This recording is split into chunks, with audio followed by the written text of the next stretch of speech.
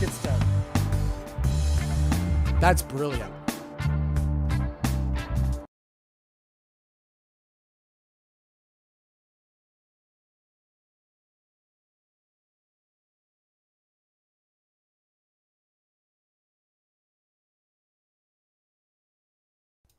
Boom, bada boom. Everybody can hear me now. Wonderful. Everybody, we are going to have a little step-in debate here. Mark Reid has accepted to step in for Matt Dillahunty, so we're going to get everything ready with our screens here in a moment as far as the names go. But in the meantime, we're going to get ready with our Islam versus secular humanism, which is best for society. And Issa, would you like to go first? Well, I guess we didn't have a chance for this because we kind of launched into this last second. So,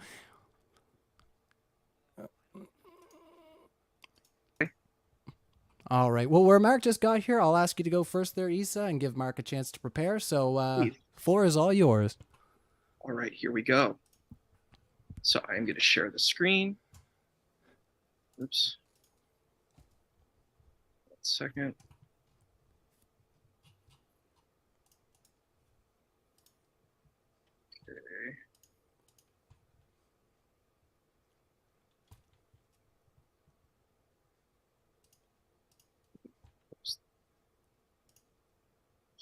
Close just a couple windows here. Oh, just give us 1 second there, everybody. All right, let us know in the live chat right there if you can hear us now.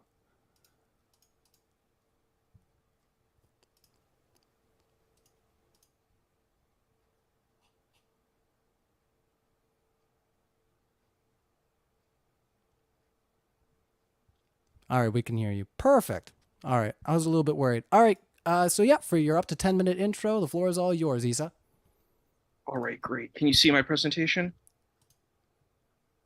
Just 1 second. And there we go. We'll get that fixed up. And we can see your screen now. Cool. All right. So it is a pleasure to see you all again. My name is Issa. I am a person who loves to look for a kind of common ground, interreligious dialogue. I have done a lot of work within that. So this is something that I really care about, is looking at how these kind of mechanisms work together and the connections, so forth. Now, is it zoomed in too much? I can kind of decrease if that's a problem. No, I fixed it on your end here, so it's fine now. All right, awesome. So I kind of have a very difficult task here. There's really kind of a lot of bad feelings towards Islamic tradition. So hopefully we can kind of look at Islam with a more positive view. So I'm going to greet all of you and say peace and blessings. Assalamu alaikum, shalom alaikum.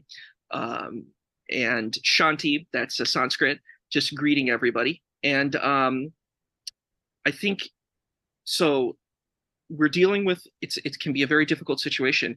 And some might even view it as kind of like, this is kind of like a Kobayashi Maru, where in Star Trek, there's this kind of situation where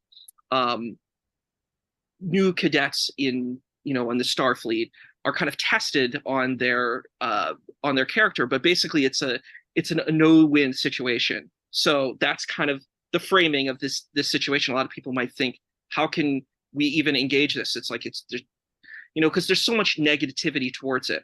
But however, the way I want to look at it is kind of reframing the understanding of the whole situation. I think this is an important situation. So in the kind of Star Trek lore, there is a protagonist named Captain Kirk, and he basically is able to circumvent it by reprogramming the situation. And that's kind of what I want to do. I kind of want to reprogram this kind of space of how to engage this situation. So let's start it off. Oops. Okay, that's not where it's supposed to go. Here we go. So what's Islam? So Islam means submission, and it could be submission through peace. This is a construct that we could see. It's founded on the teachings of the Prophet Muhammad sallallahu alaihi wasallam, and it is an expression of surrender to the will of Allah subhanahu wa ta'ala. where maybe blessings be the most glorified. So the Quran is the central sacred text of Islam, and Muslims across the board believe in Allah or God, um, and that this system comes from God. So this is kind of just a little bit of a rundown of what Islam is. Now, let's move forward. What's secular humanism? Because that's kind of our conversation. We're looking at what Islam is to secular humanism.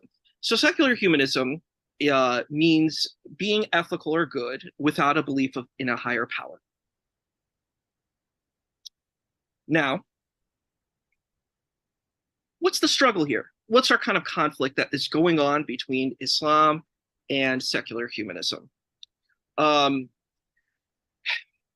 The thing is, it really kind of depends on what kind of path or journey you want to take that is taken within life. Islam, as we could see with traditional theistic routes, has a very kind of organized structure. So Islam kind of offers a space of, what you would call what the five pillars or the arkan al-Islam, which is ashhadu la ilaha illallah wa ashhadu anna muhammadan abduhu rasuluh wa aqimu as-salat wa atu zakat wa samu ramadan wa hajjul bayt, which basically means you're doing the testification of bearing witness to Islam, the praying the 5 times prayer, the giving of alms, fasting, and the pilgrimage to Mecca. So this is, that's the kind of overarching structure.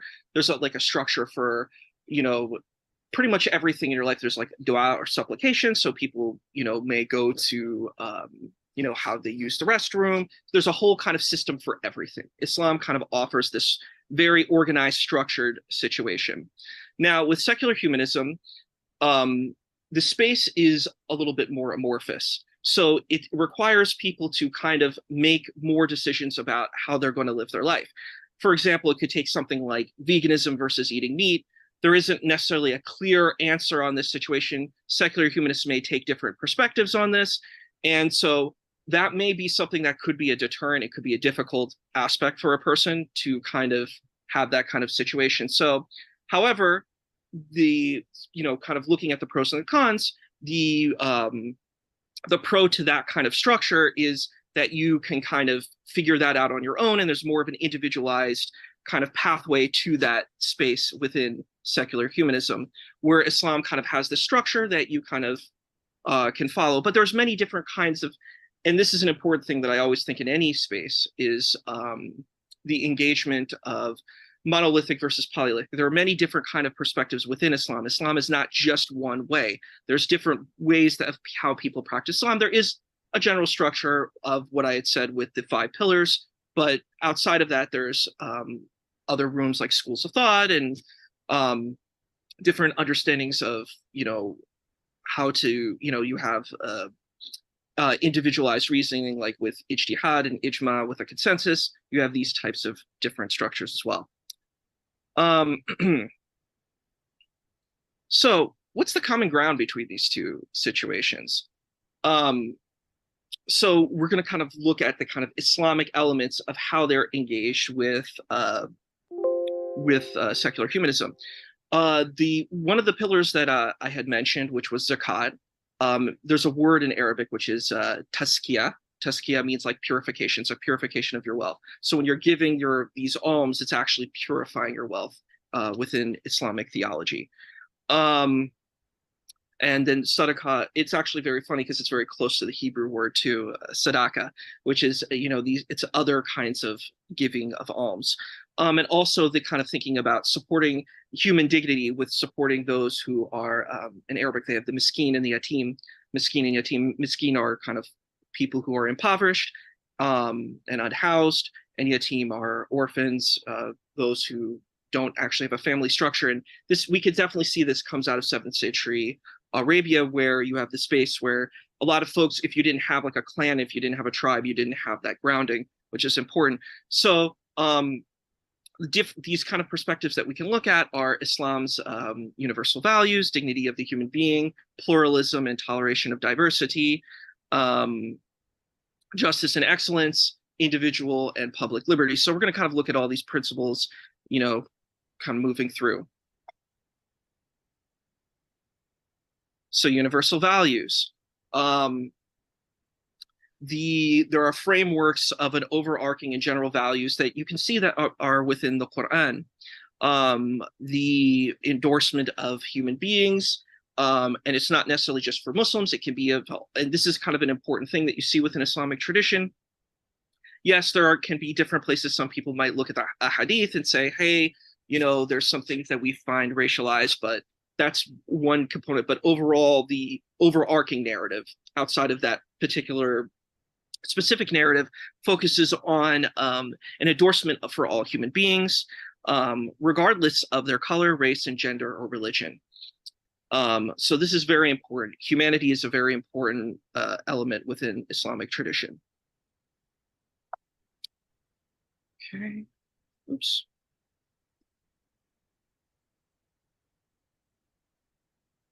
So let's go to the dignity of the human being.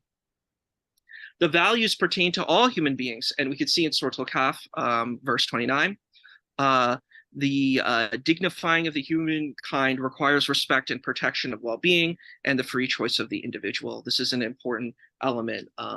There is this aspect of having this choice and freedom, so we need to consider that element. Okay, and again, we need to think about this thing of, because prejudice and discrimination is a really important thing that we don't want to have within our society. Okay.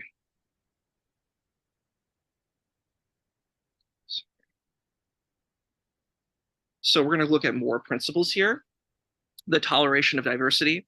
Another universal value of Islam is the equal origin of all humans, regardless of their color, race, or ethnicity. It's the recognition of diversity that goes beyond the mere forbearance of resignation. So it's very important to have this equal understanding of human beings. And this is an important thing of how we see the engagement within humanism in and of itself. So justice and excellence. There is a human dignity that is universal and it's applying to everyone. And it's important that, getting out of the space, and honoring impartiality. Individual and public liberties. So it's important that, political rights, again, to protest against tyranny. You'll definitely see that within Islamic history. There was a huge conflict between the Mutazilite government and actually what you have is the kind of your standard Ahl Sunnah Jama'ah, your Sunni narrative, the four scholars of the Sunni tradition, which is Hanafi, Maliki, Hanbali, and Shafi'i. So you have these scholars. They actually had a lot of conflict with the Mutazilite government at that time, but there was a right to be able to rebel against this situation. So it's important, like we think of Maslow's hierarchy of needs, it's important that there's food, shelter, clothing, and education. So this is an important thing that we can see. Okay.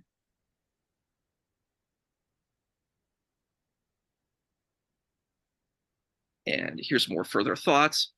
So we can see humanism in Islam, the tenets that are interconnected, which is the singularity of humanity, human dignity, and justice. So it's focusing on the oneness of humanity. This is a very important thing with Islam. There is the 5 times prayer or the salat, or as I like to call it, the Masala Muslim, which is your South Asian Desi Muslim. They call it namaz, which is like a Persianized word. So, that's so in salat, you have all the ranks, so it doesn't matter what your caste, class, or anything. You're all unified in that space. So you have the openness of humanity, you have the dignity of human beings, and it's the importance of having dignity, and it's in the importance of justice. This is an important situation. So let's look at there's 5 components that we can see that come from Dr. Ahmad al-Din Shaheen, which is the value of the human being. And this can be found in Ibn Miskawi, who was a philosopher from Persia, and it focuses on the that there's positive ethical values, which is moderation, justice, wisdom, tactfulness, generosity, nobility, and courtesy. And the unity of humanity. This is an important thing that is being reinforced. The attainment of happiness. You see that a lot of the ancient Islamic philosophers actually translated Greek philosophers, so that was kind of incorporated within the tradition. There's a value of reason and knowledge. There is historical precedent for that as well, and cooperation for humanity to achieve happiness. Okay, so now here's a little surprise.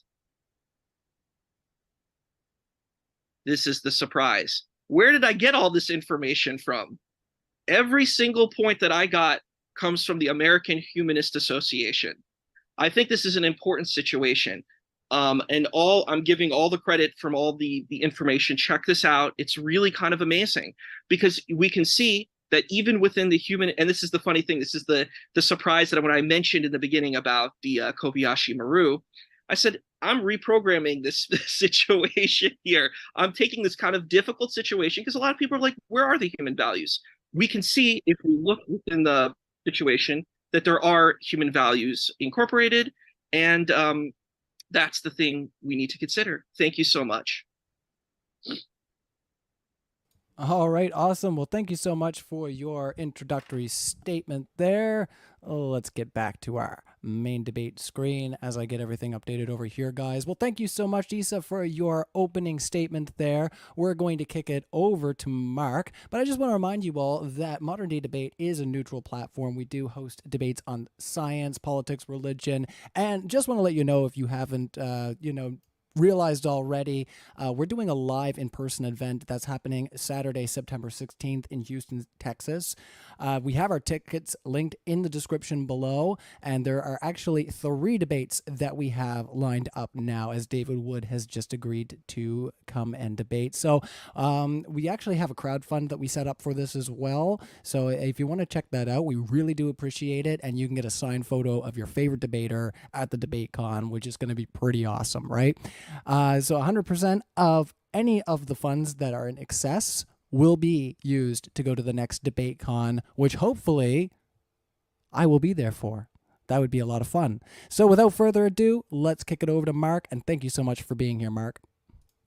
Thank you so much. And I do apologize to everybody. I took this very last minute, so I don't have anything really prepared. I might just step into it. And I'm sort of did find myself agreeing with a lot of what Issa brought up. But first, I want to go through what exactly secular morality, humanism is, and what secular morality entails, because basically, the whole idea that sort of Islam would embody secular humanism is a little absurd, because sort of the secular part means that we don't take the wishes of any god, whether that be Allah or Buddha or any other god, into consideration when we're forming a morality for the world.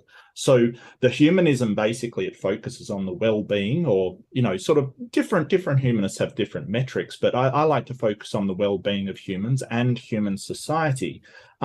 So the question becomes, when does the benefit to the human outweigh that of society? And I think there's an easy way to get or a relatively easy way to get a few sort of very core rights for people. A feature of secular humanism is that we focus on scientifically evaluating these things. So we sort of have sort of rights based upon the psychological needs and the physical needs of humans. Because human flourishing is the most important thing. People cannot flourish without their basic rights met. So we're looking at the physiological needs like food, water, shelter, these things. We can look at things that sort of humans need psychologically in order to have a flourishing life. We're talking about safety, security, ability to self-actualize, the sort of capacity to love and be loved. These things are essential for human well-being, as well as community and sort of all of the things associated with community.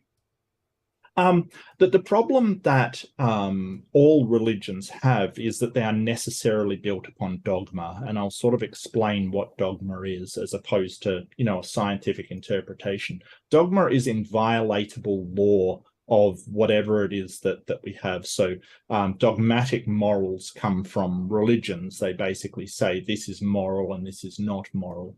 It is then left to the interpretation of the individual or the group in order to find out how to interpret these laws that are passed down. The problem comes that we end up with all of these groups with what they think is inviolable law of the being that they worship, and that leads to inevitably conflict.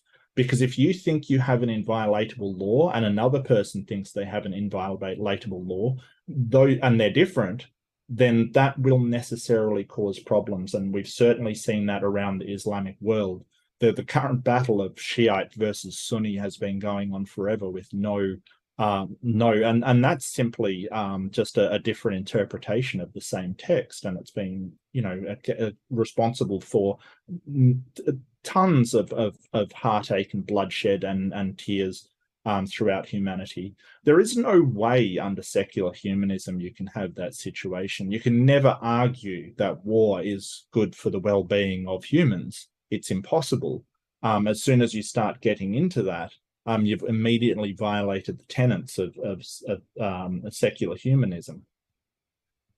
So humanism basically designates the flourishing of humans and human societies to be the goal. And that brings us to sort of moral relativism, which we sort of adhere to, but only in a certain sense. It's called meta-ethical relativism.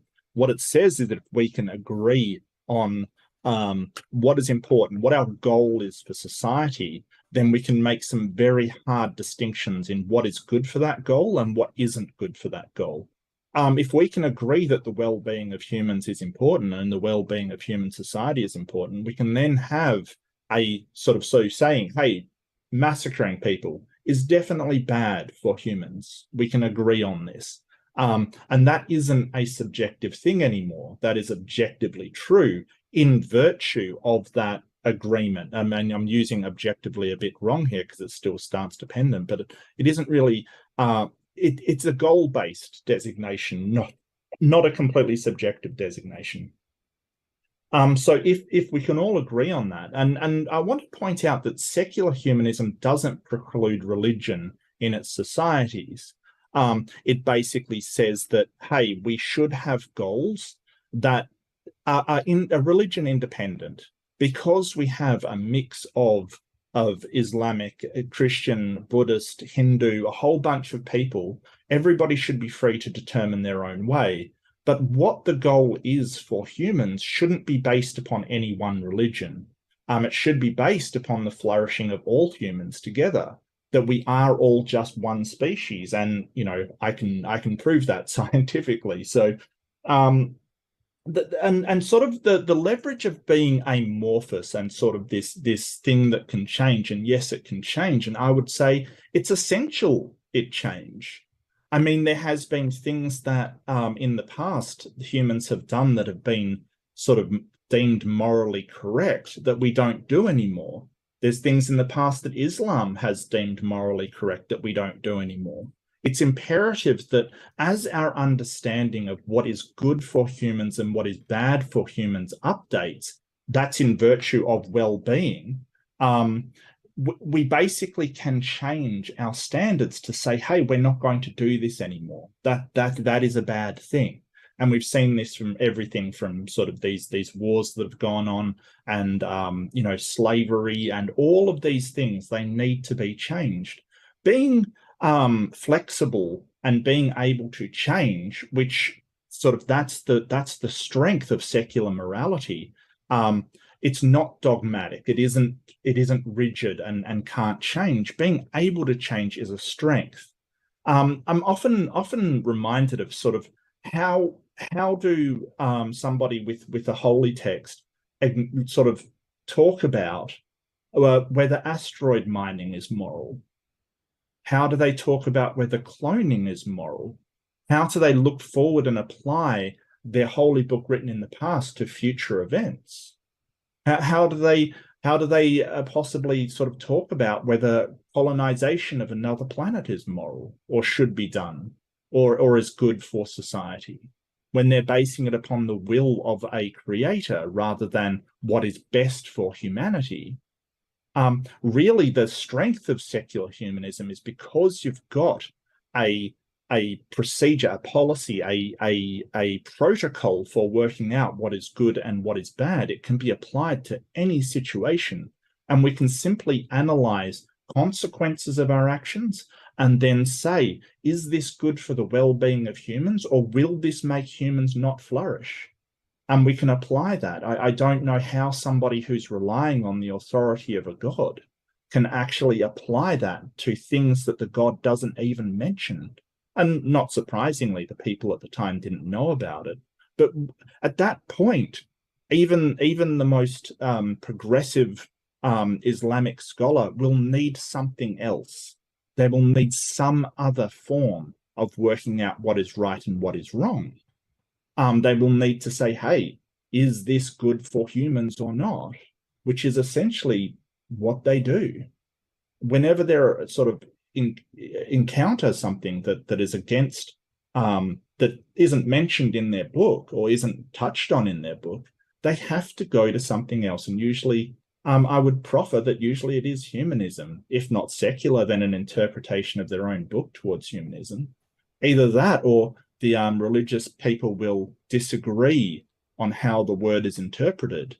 They may pick out one verse and say, hey, no, that's not allowed because the verse says that, some sort of interpretation of the verse says this. While another one might go, no, it is encouraged because my interpretation says this. And then we get 30 schisms. seconds.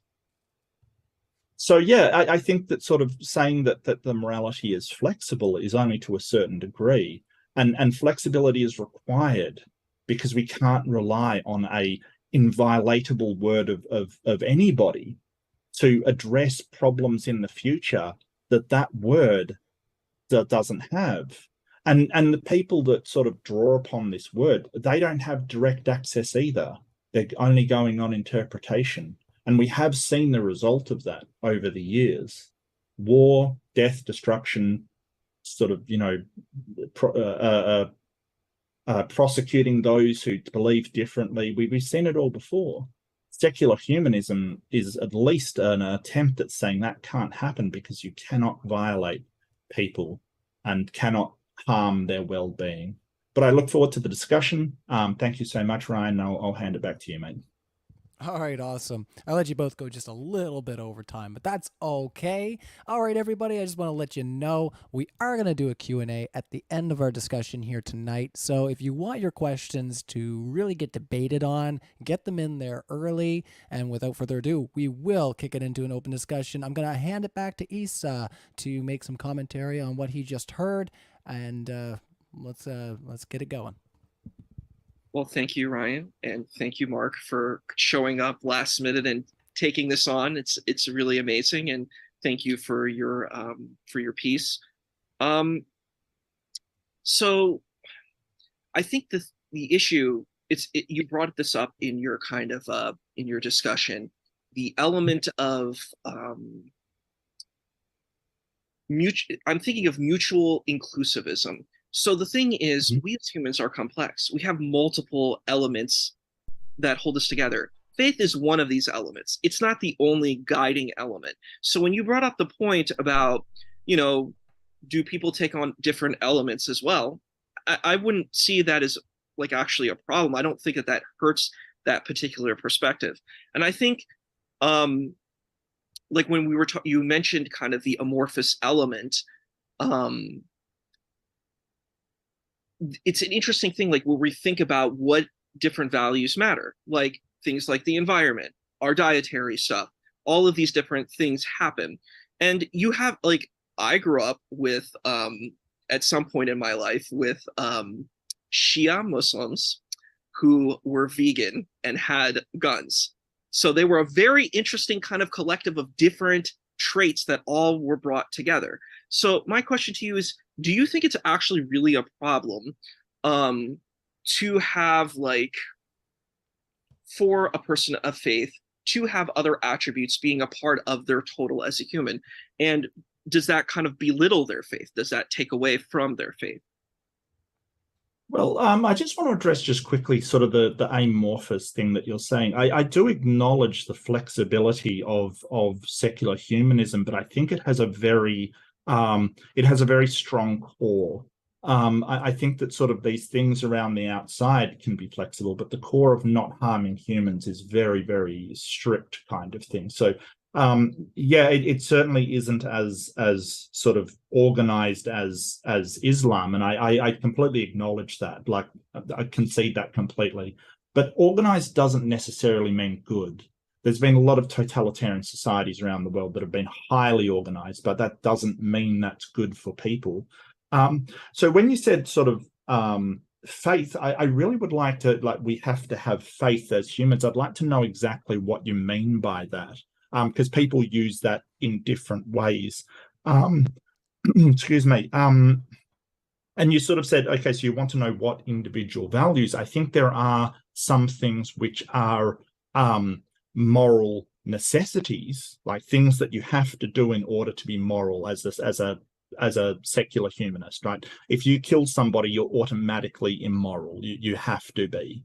But I think there's sort of things that are make you morally superior. Okay, so if you don't eat meat, you may be morally superior to me, who I occasionally do. But that doesn't make it a moral necessity. I don't think you have that necessarily have to. Does that make sense? So Sure. people might vary on that, but I think that it is good that people do discuss sort of the effect of morals. I guess I don't really have a problem with sort of people that are vegan and have guns. And it depends what they're using those guns for. Somebody who doesn't own guns might be morally superior, but I don't think it's a moral necessity. I would argue that having a way to register and sort of keep track of the guns might be beneficial for humanity, but somebody may disagree.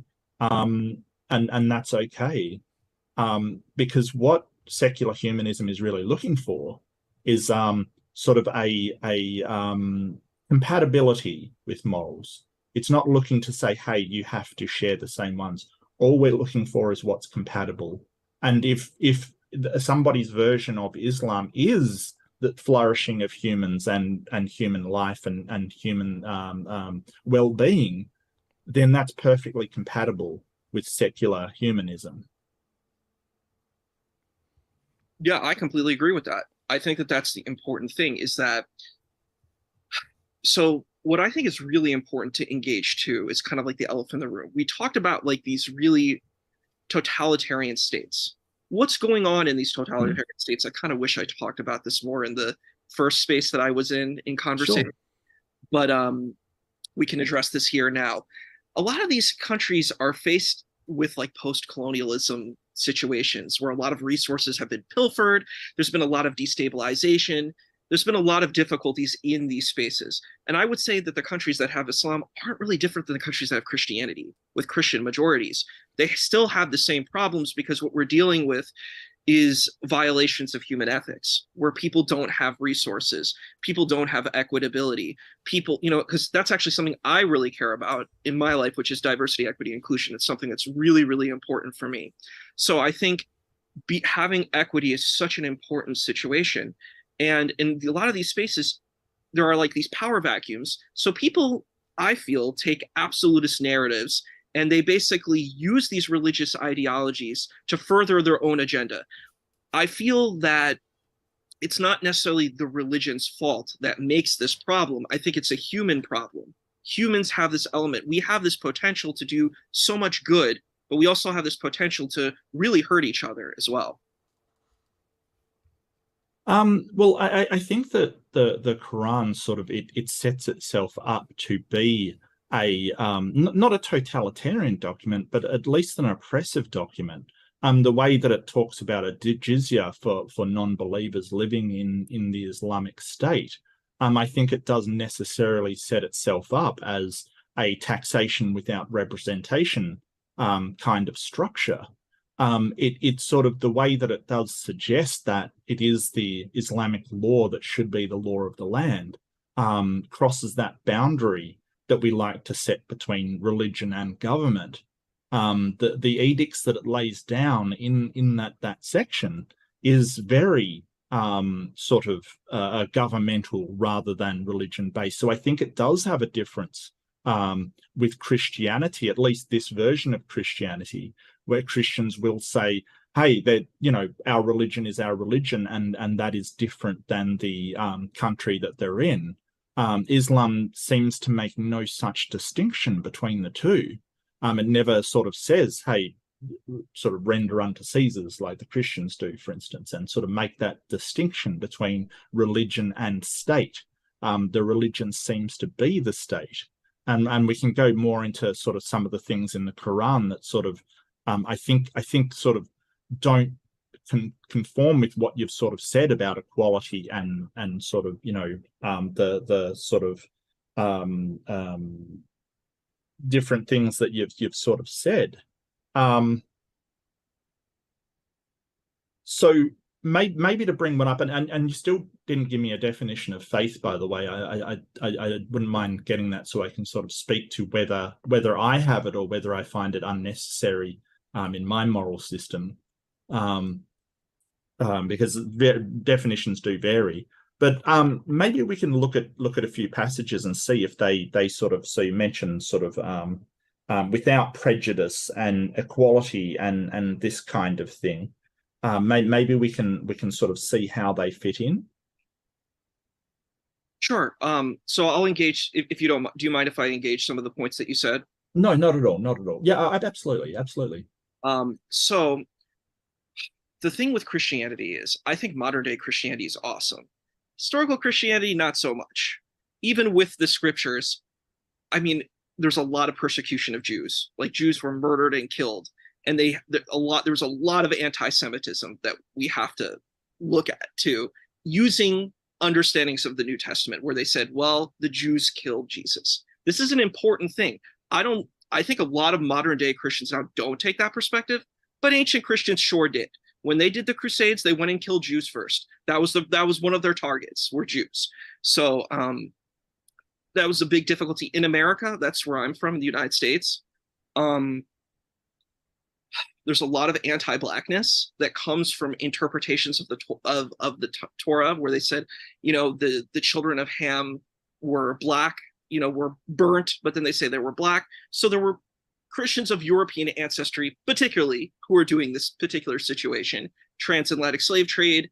There's a lot of these things where they interpret the text. I don't agree with their interpretation, but how I would view that with Islam is that you have Muslims with very negative interpretations that do negative things, but there are Muslims who do have really positive interpretations, who do really positive things. So I don't, like, me personally, I don't see Christianity as being superior to Islam, or Islam being superior to Christianity. I see them as having different kinds of goals. They have a different kind of narrative and a different kind of goal of where they're going. And I think it is important to allow Muslims to kind of define their space. It's very unfortunate because the loud minority is making a lot of noise, like with the cartoons and stuff, of the Prophet, of drawing the pictures of the Prophet of Islam. There are better methodologies that you can use. You could just write a paper. You could write an article and say, hey, I disagree with, let's say, the satanic verses, and I can write a book. So really, I think we have to take a pluralistic narrative. I think that's an important thing for me in the way we view this. There's many different types of interpretations, and some interpretations hurt humanity and some interpretations help humanity. So I think my goal even in these kind of conversations, how do we get the interpretation that best helps humanity? Sure, and I wouldn't disagree with you, and I certainly don't disagree that sort of Christian sort of organization has been incredibly bad in the past. You look at the Cathars being wiped out and some of the heresies that have been laid down. Sure, I completely agree. However, it doesn't. It's not really of concern to me so much what they've done in the past as going forward, whether they do conform or they are compatible. You sort of said we want to define your space kind of thing, and yeah, I get that. But you're talking about having a enclave within another country of maybe different laws as it sort of pertains to the Quran. So no civilization is an island, and we kind of have to live with each other in the world. I'm of a mind that humanity can flourish best when we all do get along. And as a humanist, if people are being mistreated in other countries, then I will have something to say. I may not have the power to change it, but I will have something to say about how those people are being treated, even in the Western world, even if it's my own country. So sort of defining your space, I can't get on board with that if you're sort of talking about an enclave where the laws and indeed the sort of laws of the land are different than the country that it is in, because that will necessarily lead to conflict, because the people of that country can't sit aside and say, hey, those people are being mistreated, we'll just leave it be. And sort of what you've described is that you sort of take a humanistic approach and then apply it to the Quran for your interpretation, which is a sort of odd way of doing it. Most of the Islamic people I've met would say that their interpretation is God's word. But it seems to me that perhaps you're just applying a humanist approach, not a secular humanist, but a humanist approach to what the Quran says.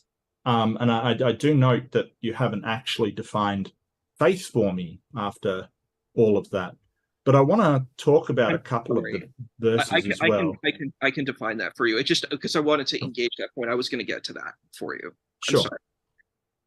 Whenever I can, I'll go to that point. Yeah, sure. So like a couple of the like I've already brought up the jizya and why that would be a problem.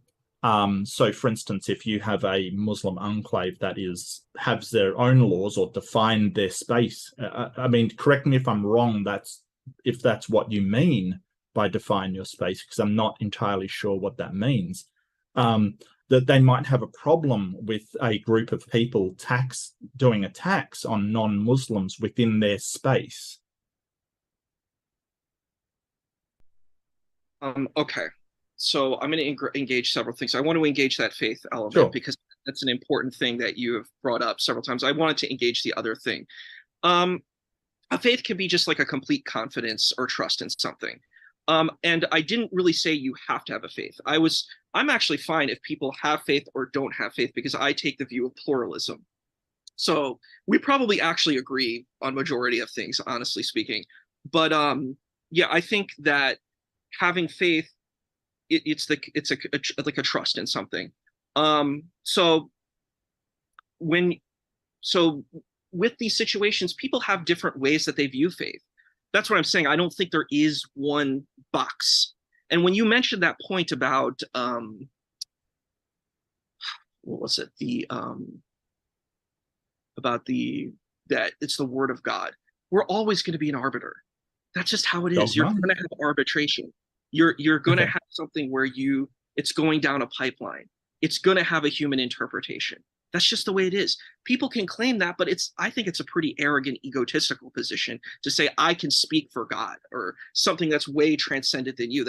We're humans. We're stuck to the same limited structure. Oh, I totally agree. Yeah, no, I totally agree. It is human interpretation. But the problem is that the religion, I believe it necessarily lends itself to people speaking for God.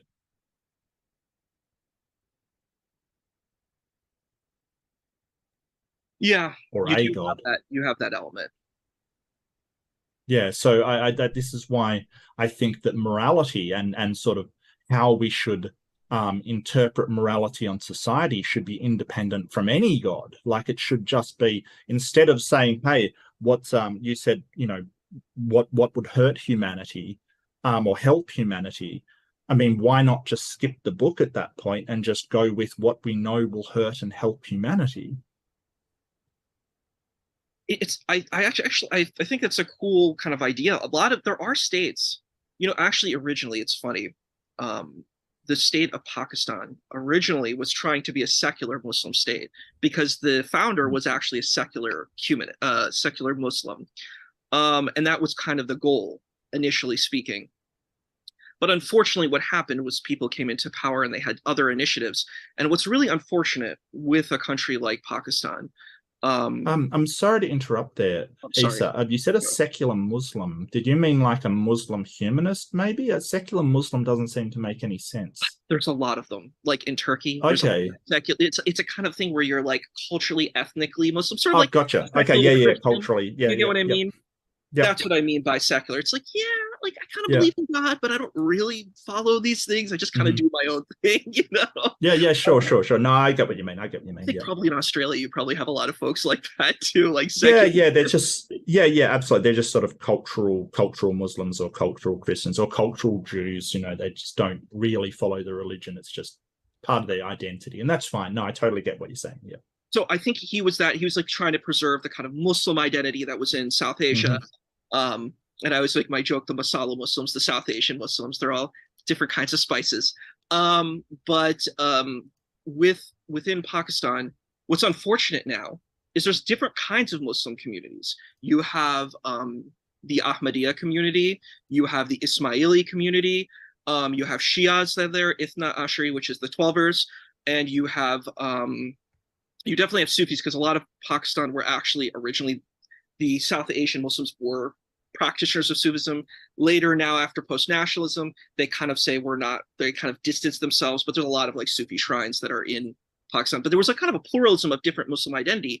However, unfortunately, throughout Pakistani history, not all these Muslims were treated well. The Ahmadiyya, they said, wow, because there's certain interpretations say, well, these Ahmadiyyas are blasphemous, even though there's two kinds of Ahmadiyyas. You have a Lahori Ahmadiyya and you have the kind of traditional Ahmadiyya, because they said there's a new prophet, so there's a huge problem, there's a huge crisis with this, and kind of the leadership is predominantly from the Sunni trajectory, and this creates difficulty. So I actually kind of agree with you. I'm like, if we give one group power, it's only one interpretation of Islam. This is my issue. like, is Islam this one arcing thing? And a lot of people are like, well, Sunni Islam, the very kind of traditional Sunni Islam, is Islam, as opposed to it being a interpretation and a form of Islam that can fit along the other side, the other forms of Islam.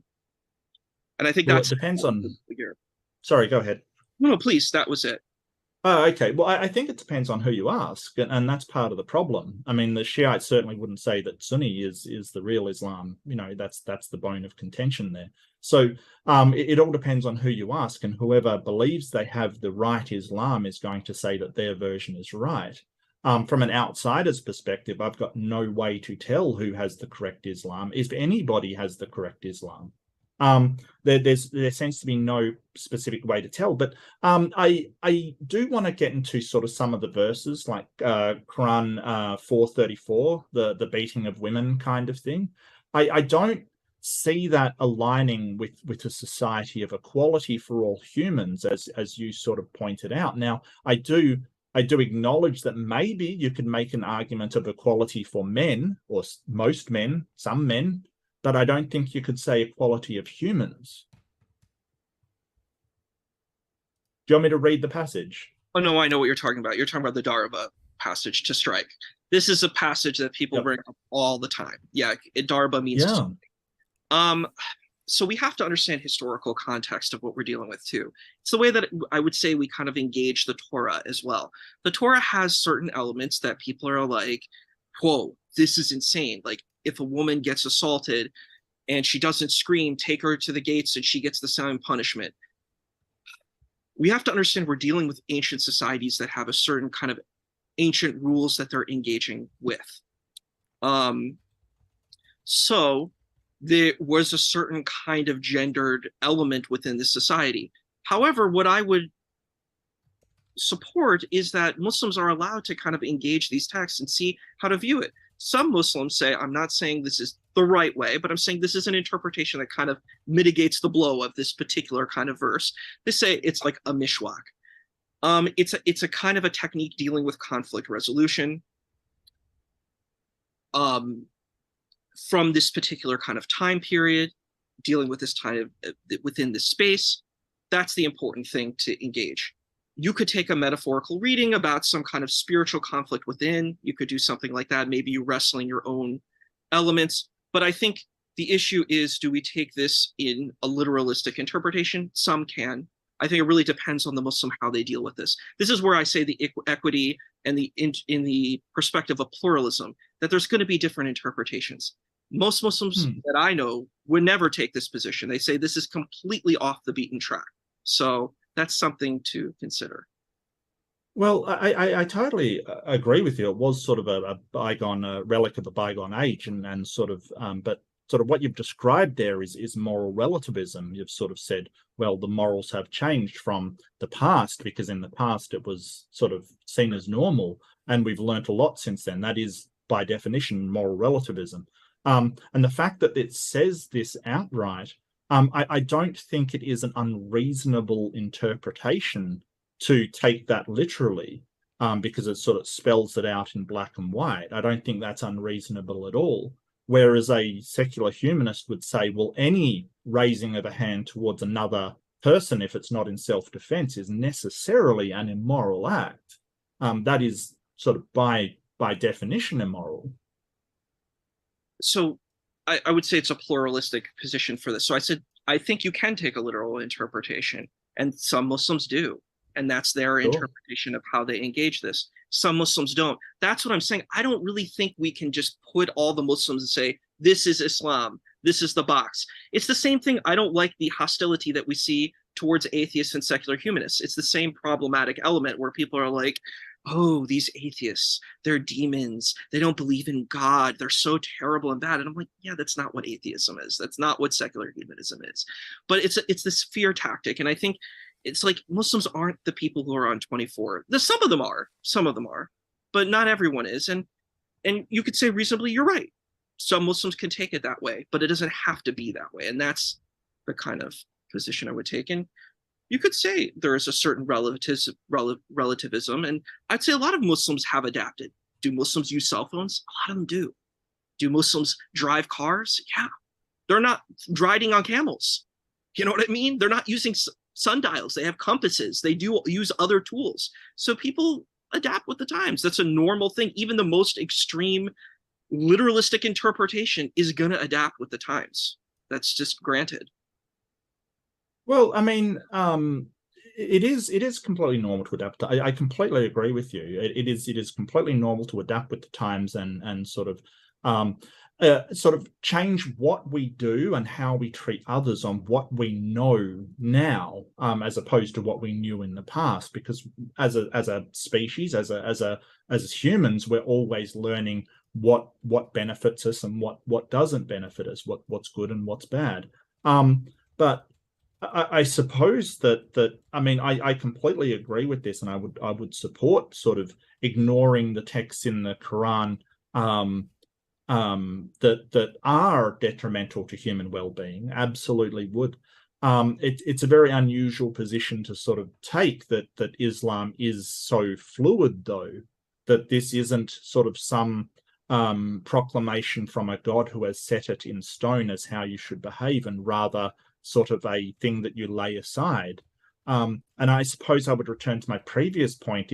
If you're going to evaluate the Quran with what's good for humans and bad for humans, like you would in sort of humanism, why why sort of pay attention to any of the stuff in the book, and why not just hold it as a holy text that shouldn't be implemented in society?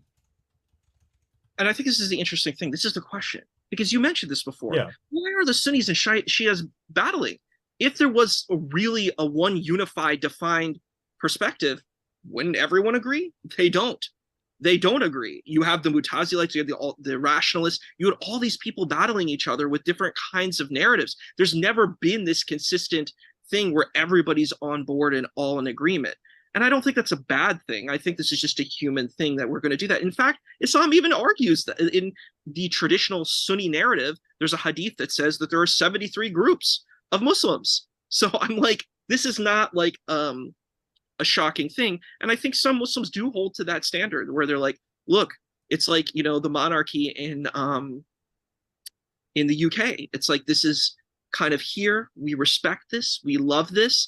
But it's not necessarily going to be implemented in that way, because how do you implement it? This is the question, because you're going to arbitrate it. There isn't one standard that is going to arbitrate this narrative. And you brought it up. Look at all these countries. Do they all function with the same exact understanding of the Sharia? They don't. They're quite different from each other. So I think that kind of goes into that point. Yeah, I feel like you're making my case for me, Issa, that sort of implementing Islam and sort of having it, I don't see how that's better for society. I see it as this fractional thing where there's going to be groups. I mean, you brought up the hadith that says there's 73 groups of Muslims. Well, what happens if a sort of group schisms and there's a 74th group? What happens to them? Probably more fighting over whether they are Muslims or not, because it has been designated. And this is the problem with dogma, that you've got to accept it as inviolable. It can't be argued against. And as you've pointed out, different groups have different interpretations. That is their dogma. That is their inviolable truth. That's why they keep fighting. What I'm sort of saying is best for society is that we drop all of this and just base it upon the rational way we can make humans flourish and address our needs as a people. That we don't need to have all of this stuff which says, hey, my way is ordained by God, cannot be wrong. And, because if I can be shown that something I'm doing is bad for humanity, I will change what I'm doing in an instant, because that is the essence of humanism. It can change. Whereas all of these dogmas that you've described, all of these factions, because it is dogma, it cannot change. It cannot adapt with the times, and it cannot make allowances for other people's different interpretations. Well, I do have a question. Why can't it be? Sure. Why can't we have a pluralistic situation? Why does Islam have to be stuck into this kind of fetid, stagnant space? Why can't it be viewed in a dynamic space, and be in collaboration with humanistic thought? That's kind of the space that I was looking at. Why can't it be that collaboration? Why can't the Quran have different understandings? Because it seems like it already does. I was going to say, I do want to inject here, I thought you were done there. I'm sorry, Issa, I didn't want to cut you off. But I do want to remind everybody, we are going to do a Q&A at the end of the discussion here. So get your super chats in now, and we will pull them and ask those questions to our speakers.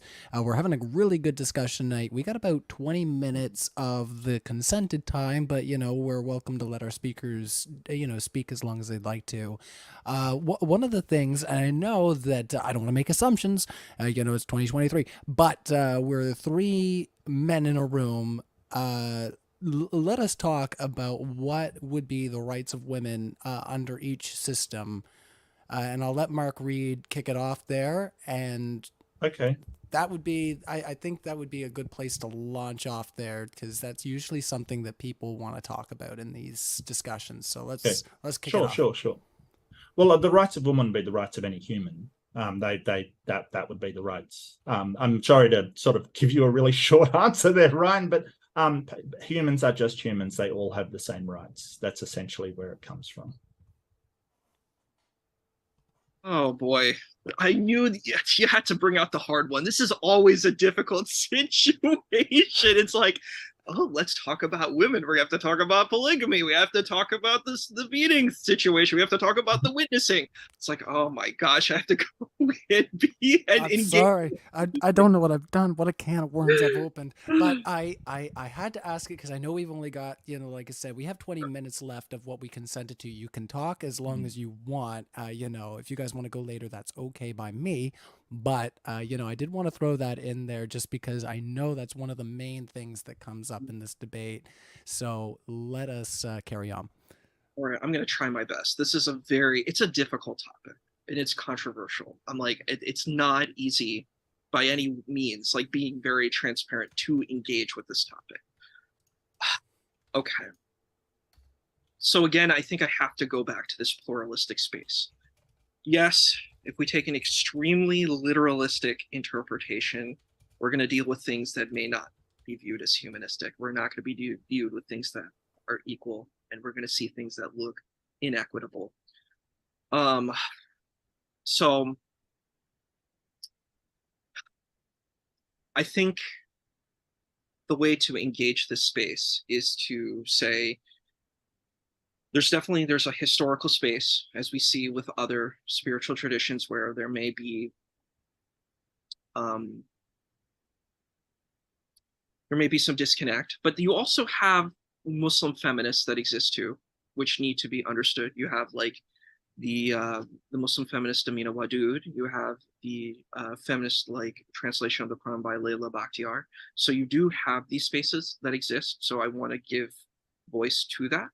There are feminist Muslims who do engage this situation. I am a guy. I'm not a woman, so I can't speak to all the female issues. So I'm not going to take that voice. As you mentioned, Ryan, this is an important thing. But I would say in my limited purview of this, it is complex. This is a complex thing that theism has in general, historical theism, particularly Abrahamic traditions, deal with this situation. And it's a very difficult issue. But I would say that there are multiple interpretations, and there are more interpretations that are geared to kind of a holistic space. So I think it's my best foot forward on this one. Yeah, see, it's not complex Let's under keep going. humanism. It's just humans have human rights. It's so easy. Oh yeah, I mean, I agree with you. I'm just saying because I'm engaging the kind of Muslim interpretation of dealing with these aspects. So that's what I was engaging. Yeah, and I want to say I admire your sort of pluralistic approach. I think it's very good. I think that is perfectly compatible with a humanistic approach. I would have no problem with any Muslim that sort of embraced the well-being of people like that, and the flourishing of society like that. It's just your earlier question was, why do we get these wars, and why is it? It's because that this book is held by most, I would even say most, as sort of the word of God, which sort of lends itself to a literalistic interpretation, like the verses with cutting off your hands kind of thing. A lot of Muslim countries where Sharia law is practiced, that still happens in sort of when somebody does steal something of value, their hands are cut off. And that's a problematic situation. And the thing is, who gets to have the power in these discussions? That's the thing. It's like power corrupts, and absolute power corrupts absolutely. So it's like, this is the danger with these situations. I think a way that we can engage these texts and these warnings are like, how do you do inner purification within yourself? If we're going to take, there's a concept like people say, well, Muslims believe in jihad, like this kind of struggle. That's what it literally means, struggle and conflict. What about an inner purification and working on how to be a better human being? When you say the struggles and conflicts, I think human beings just have this problem in general. This is just a crisis of humanity, and we need to work on making a pluralistic society where people have different identities. People are Muslim, people are Christian, people are Jewish. There's a lot of spaces of interreligious, interfaith dialogue. I've been in these spaces, and they work together. And secular humanism, all of them coming together and bringing their points together, I think can happen. All right, I don't. last monkey wrench I want to throw in. Sorry, I'll leave wrap up. Sorry, go ahead. No, no, go ahead. I was gonna say last monkey wrench I want to throw in here because it's usually one of the main points we want to talk about. Speaking of lots of identities, let's talk about LGBTQ plus rights. Let's kick it over to Mark Reid to describe what would be what that would entail on his worldview, and then we'll kick it over to Issa. Humans have human rights. Same as women, they're humans. Like everybody has equal rights because they are humans. It's humanism is like that. And unless that, nothing can be shown that anybody in the LGBTQI plus space is doing anything harmful for either society or themselves. It just isn't. So yeah, humans have human rights.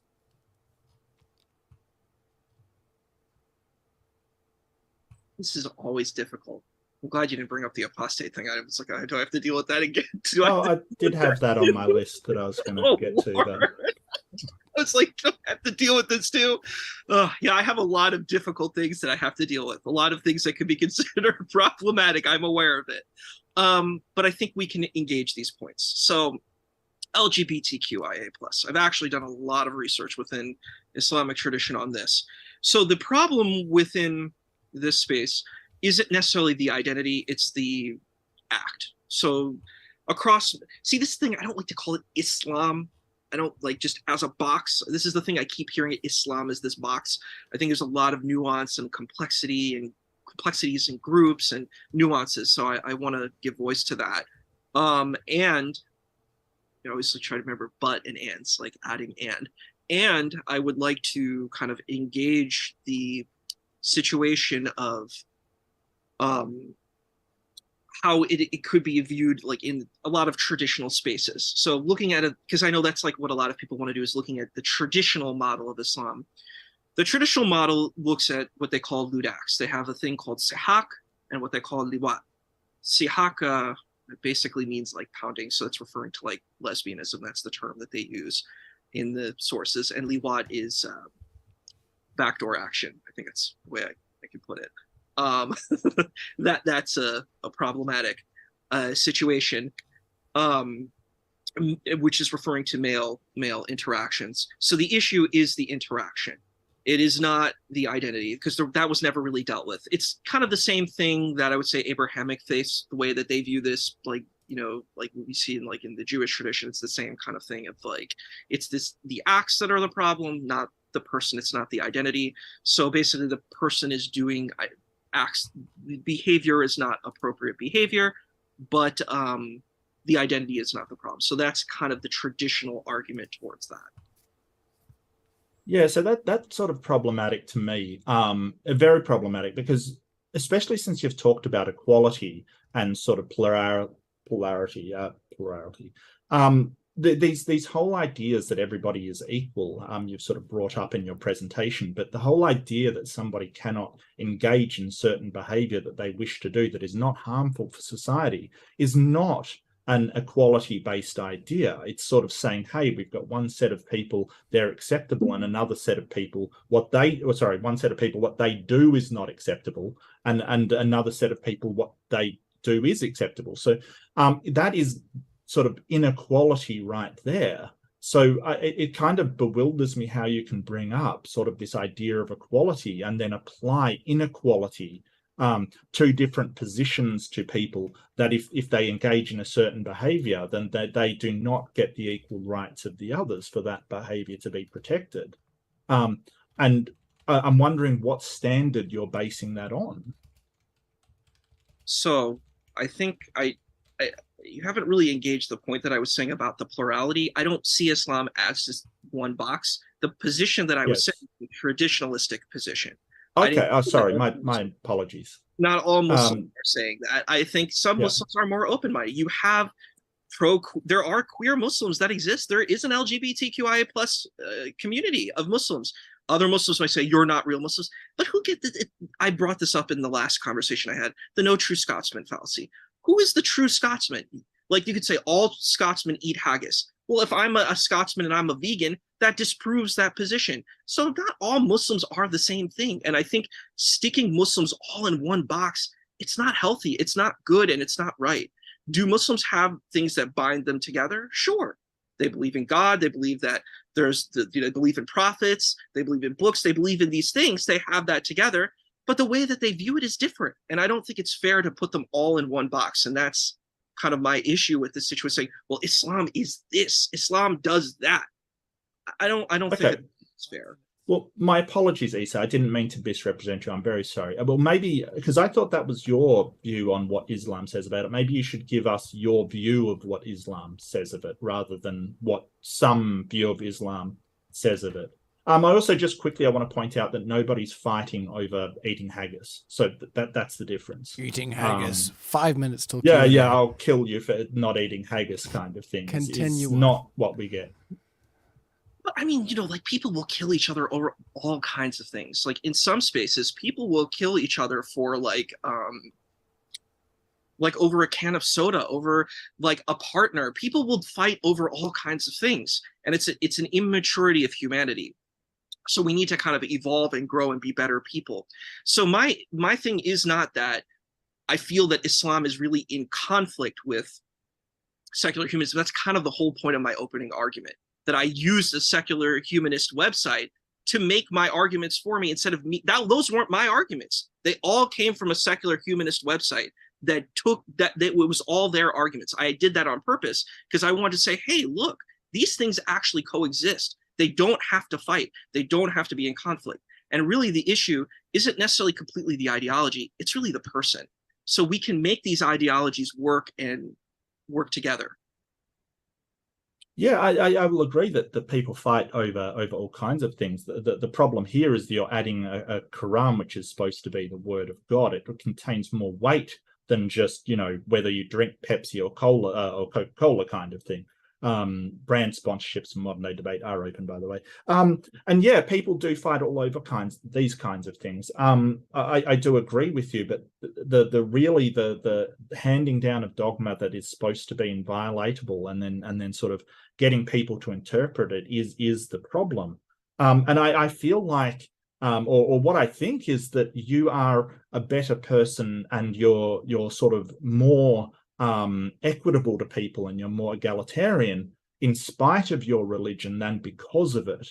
That there's nothing in the Quran or the teachings of Islam that I'm familiar with that would support this kind of stance from you. But I'm glad you take that stance. I am glad. I think it's a good stance to take because it helps people flourish.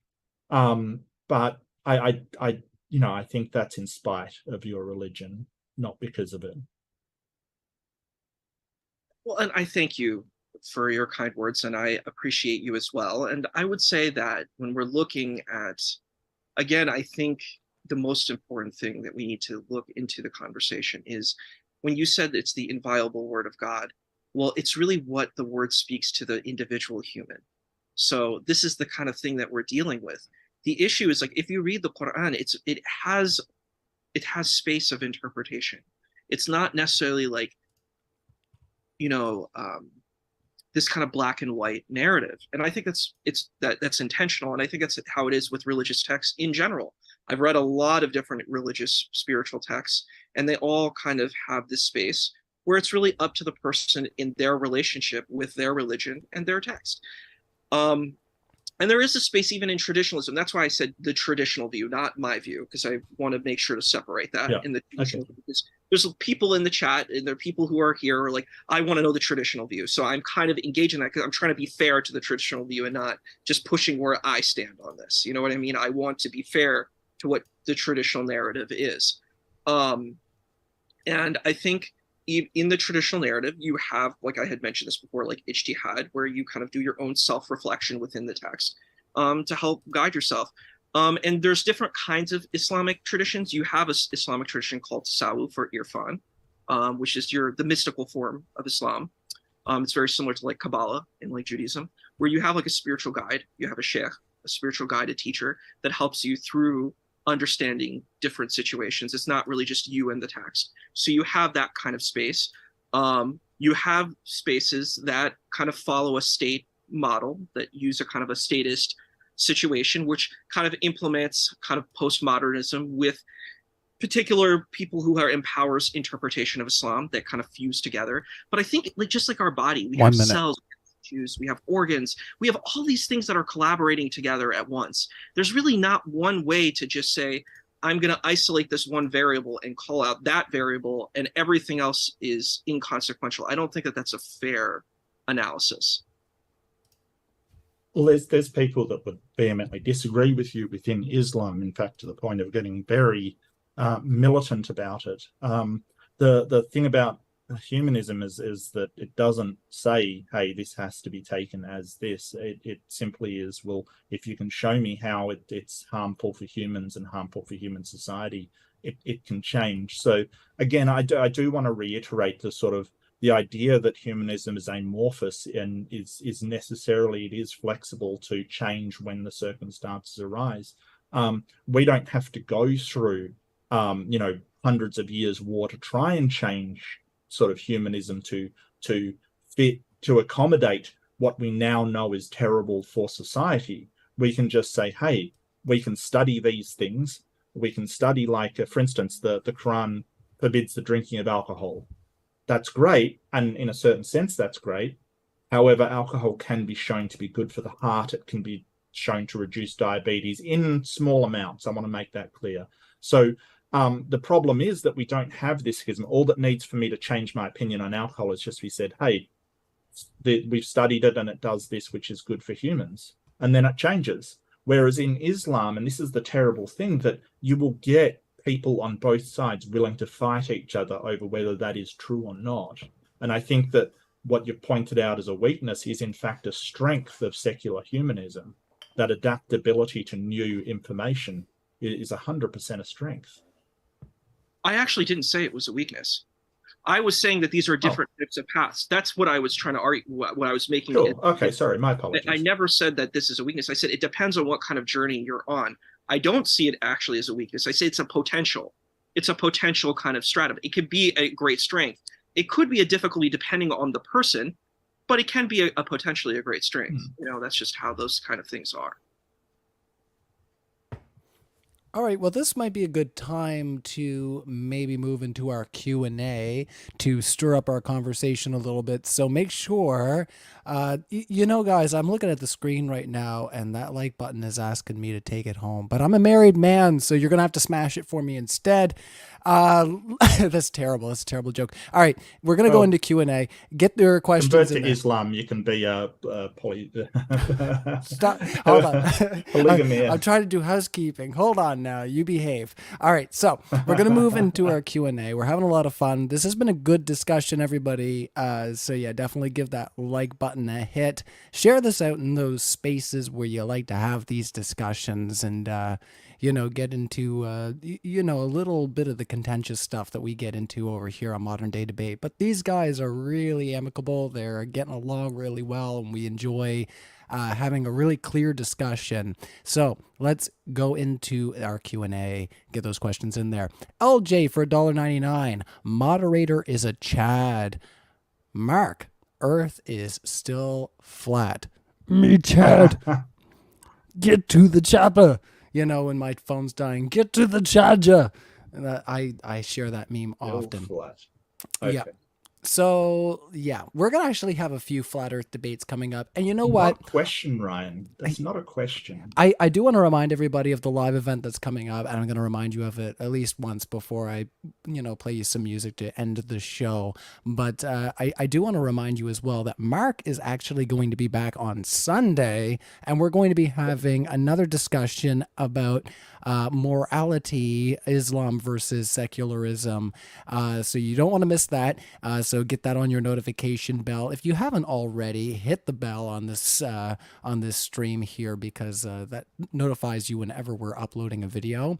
And as it was put in the live chat before, Matt and Issa are going to come back to have this discussion. Matt unfortunately had to step out, so we will carry on. And we do appreciate you being here, Mark Reid. This has been My honor. Yeah. This has been Thank great. you very, very much. Yeah, no, after my last one, I was sort of like worried that it's going to be another dumpster fire. But Issa's been very pleasant and an amazing person to talk with. I really enjoyed it. So thank you so much, Issa. I really appreciate it. I appreciate you too, Mark. And you're such a swell guy. You don't deserve what happened to you last time. Nobody I does. won't comment, but what Mark said, yeah. Yeah, think of me sitting there. Oh God. All right, let's continue on. All right. A Mustafa Jav for $1.99. Issa, do you support jizya? Why or why not? Okay, so I think I should explain what the jizya is first, because maybe the audience doesn't know what that is.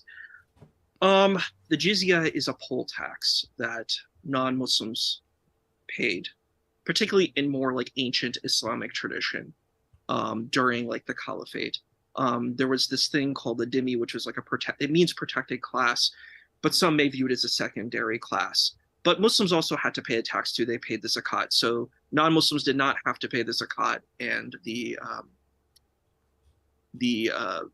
non-Muslims had to pay the jizya, and the Muslims had to pay zakat. So that was the kind of institution of the time. Do I think that needs to be instituted? We're not really in a structure where this is existing. I also personally, this is my personal opinion, I think we need less taxes. I think we should do less taxation and be more productive with whatever finances, whatever resources we get within governments. I think a lot of governments really were functioning the best that they could at those times, but I think we can allocate and get resources in a better way. I think actually the Ottoman Empire kind of had a sort of disbanding of the jizya towards its end. That we can research that and quote that. But I think we're in a modernistic, pluralistic society.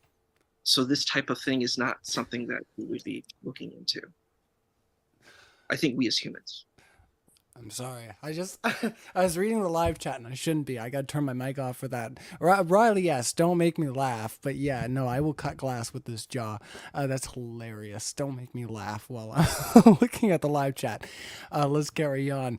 Did you have any comments, Mark, before we move on to the next super chat? No, I just sort of think that people should be either taxed the same or sort of, according to their income is probably the way we would do it now. I believe the Muslim tax, the zakat, isn't it? Zakat? Zakat. Zakat means zakat. Yes, the zakat. It means I believe that was a percentage tax, and the jizya was a yearly tax on non-Muslims, which could vary sort of wildly in how much they were taxed. So it does seem like an inequality that sort of wouldn't fit into our modern interpretation of sort of governments. And again, I'll just sort of say that any tax where you aren't represented in the government that is taxing you is sort of very anti-democratic and isn't good for societies, because you are in fact sort of you should be represented if you are contributing towards a nation. Yeah, and looking more like what the jizya was supposed to do, because we're dealing with like an ancient time, so we have to kind of understand the context of it. Empires weren't really a wonderful, great situation. We just have to look at that, but in this ancient time. So basically what it was is that you're paying this tax, so you are basically protected by the state. This is a protection state because you're not a part of the community. But a lot of communities were like that. We just looking at a historical narrative, so we kind of need to look at it contextually as well. All right. Well, it looks like we're wrapping up there, everybody. We're going to move on. I'm going to move Mark's head over here in just a second because it looks like he's moved over that way. Let's get on to our other super chats, everybody. Oh, look at him. He's got the fancy stuff to fix him himself. Mustafa Jav once again strikes for $1.99. Mark, round 2 with Ross. If so, what topic?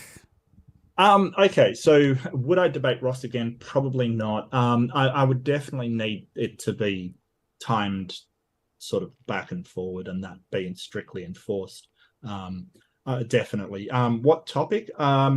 Well, I mean, he wanted to do an arc. I'm happy to do Noah's Ark. I'm more than happy to do that. He wanted to do also, wasn't it sort of evolution he wanted to do or something? He Oh brought no, up the a subject was he, evolution. he brought up a couple Um, things. I didn't want yeah, to choke the way that Ross kind of naturally engages, but yeah, maybe in a year, Mark, we'll talk about that. well, Because I will yeah, agree I really that don't.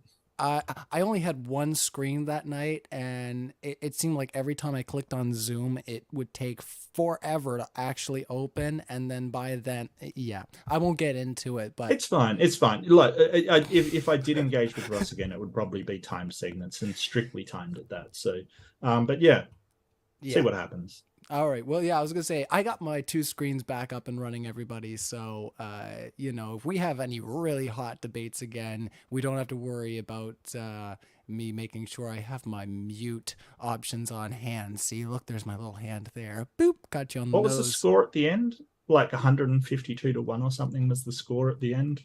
Something like that. I'm not sure, I, but let's continue on. We I won't talk found it about funny. people who aren't here because that's not Okay, really yeah, that's fair. true. That's That true. I'm is sorry. I do true, and that is apologize. fair. But we're paying the toll. All right, XXYLZXX. $10. Does Issa see all interpretations as valid? Does the Quran have an original meaning? Did the author. All right. All right, you got a lot of questions here. Let's go through them one piece at a time. We'll set a 1 minute timer. And, if Mark, you have commentary, we'll launch into discussion. So, does Issa see all interpretations as valid? Um, I think we can't. I don't think we can try to say one interpretation is better because that's what happens. You have the no true Scotsman fallacy. I don't think that's fair. I have interpretations that I value as better, but I can't say that they might be right and I might be wrong. I don't know. I can't speak to that. But because we're in plurality, there are going to be different interpretations, and they all have their own value. And I could probably find a good value in each of these interpretations, even the ones that are like really super literalistic. I think there's always, like I try to be optimistic and see the glass half full. So, yeah. Any thoughts over there, Mark? Do you want to move to the next Oh yeah, question? no, I don't. I think that when you say valid, it's just was there original meaning, and yeah, there probably was an original meaning, and it suited the context of the time, sort of the societies that they lived in at the time. I don't think that a god wrote it, so it's not coming from sort of a god, or even a prophet handing down their interpretation. I think it was the interpretation of a human, even originally. So. And it fits the environment and the society that they lived in. It makes sense for that time, but it doesn't anymore. All right, let's move to the next question in this super chat. And just want to remind everybody, we are doing Q&A right now, so get your questions in there. If you tag me at Ryan Thy Mod, because that's what I'm logged in as right now, I will take your questions in out of our live chat if we run out. But if you put your super chats in, I will make sure to get to them in case we've run out of time. But let us take care of this XXWLZXX question, because that's a great name to say. Does the Quran have original meaning? Issa. I love how you said Zed. That's so Canadian because we all in America we say Z. You say Zed too, right? In Australia? Yes. Yep. Yeah, I Zed. think it's a Commonwealth thing, right? Yep. Okay. Whew. Is there an original meaning? I think there are multiple meanings. So, and I think you can even see that like within Islamic literature. I think it's in like Nahj al-Balagha, which is a Shia literature, that like Ali Akbar al-Awaj was saying that there's like multiple, there's so many meanings to all of these verses. There's so many, and it's really, I have to kind of compare Islam to Judaism because it really fits alongside, like scholastically speaking, it fits a lot within the Jewish narrative. Like as a religion, it's like the closest to Judaism, I would say. Um, especially based on like litigiousness and legalism. Um, there are different levels of the text.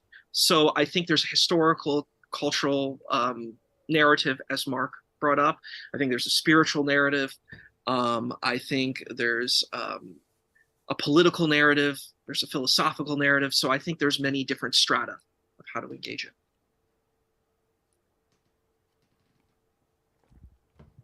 Well, caught me between a drink. All right, any thoughts there, Mark?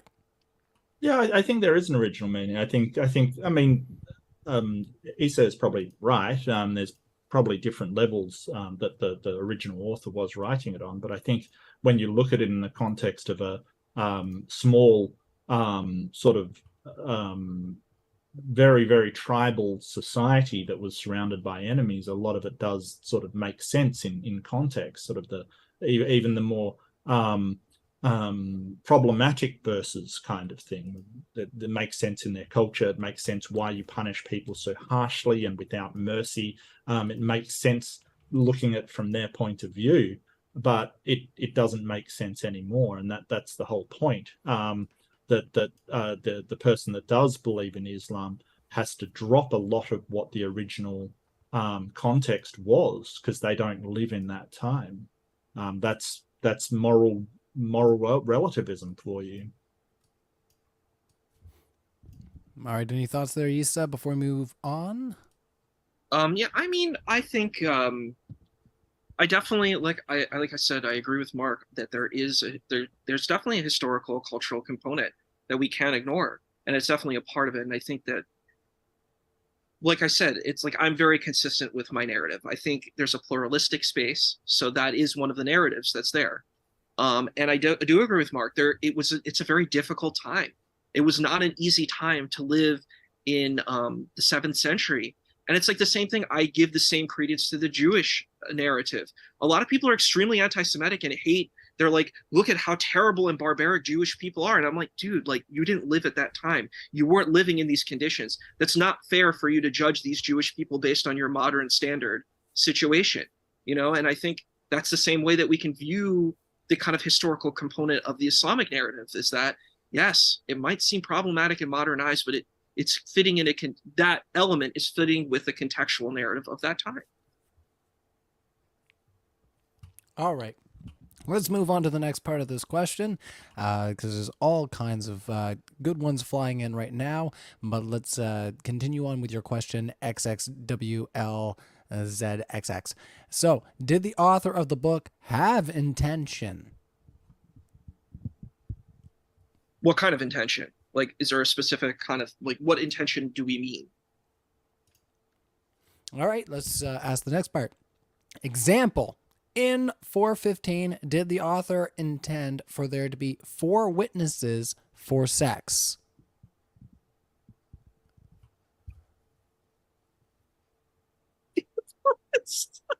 I'm not sure what 415 oh my god, it is so funny. I have to deal with all this stuff. It's rough. It's rough. I have to deal with all these difficult elements. It's coming at you. I'm so sorry, Issa. I know it is, because I know that all these questions are kind of like, dude, you need to crap on Islam and make Islam look like a piece of crap. And I'm like, I don't want to do that. I think there's value, and we're gonna have to negotiate and navigate through these difficult spaces. Okay. So with the 4 witnesses of sex, it's, again, we're dealing with a historical cultural narrative. People wanted to keep a kind of a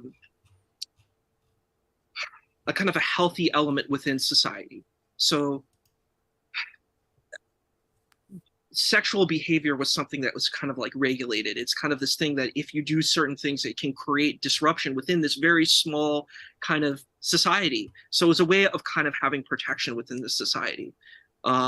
So that's kind of like the ethical argument for that kind of space. Does that fit in our standard now? I mean, that's a debatable question. I would say for a lot of people, it doesn't. Well, it doesn't for me. The whole idea that sort of you needed these witnesses was that because it was a misogynistic society, it was a male-dominated, orientated society. We now know that that is not good for a society to be. We can sort of evaluate the harm that can do with not believing people and not taking them at their word because they are a human, and sort of one human's word against another human, they should be sort of held up and sort of, you know, given credit for each, until sort of treat people as themselves, not the gender you are. So sort of what we want to try and do is have a society where it doesn't matter where you are in society, that you sort of have a equal representation from that society, or equal rights from that society. I think it was John Rawls that sort of described it as the veil of ignorance, that for a good society, you want to construct it in a way that no matter if you don't know your place in that society, you're going to construct it in such a way that you would be satisfied being a member of that society, no matter whether you're born a man or a woman, or whatever race you're born, whatever religion you are, that you're all treated equally. And that is the essence of humanism. Any thoughts there, Issa, before we move on? Yeah, I'm in agreement with that. I just think that Islam can have interpretations of Islam can have that as well. And that's the thing. That's why I made the whole point of like that there isn't just like a unilateral space when we're looking at Islam, and that's yeah. So I'm fine with that. Cool. All right. Let's move on. Big thing, Flan Wayne. Issa, tired of apologizing for chosen source material. What's going on Well, there? So yeah, what they're saying basically is they're saying, look, you're stuck with this really difficult space and you're just having to defend all these things. And what I'm trying to do, and why I'm even here in this kind of platform, is saying, look, there are different ways that we can view this space. It doesn't have to be monolithic. There can be a polylithic view. Yes, there may be a common strand. And it's like, I would say probably like, well, that's the point I was making with like secular humanism, is that you're going to have different secular humanists who have different kind of ethical positions, and that's fine. There's nothing wrong with that. And I think that this is the kind of thing with a pluralistic space.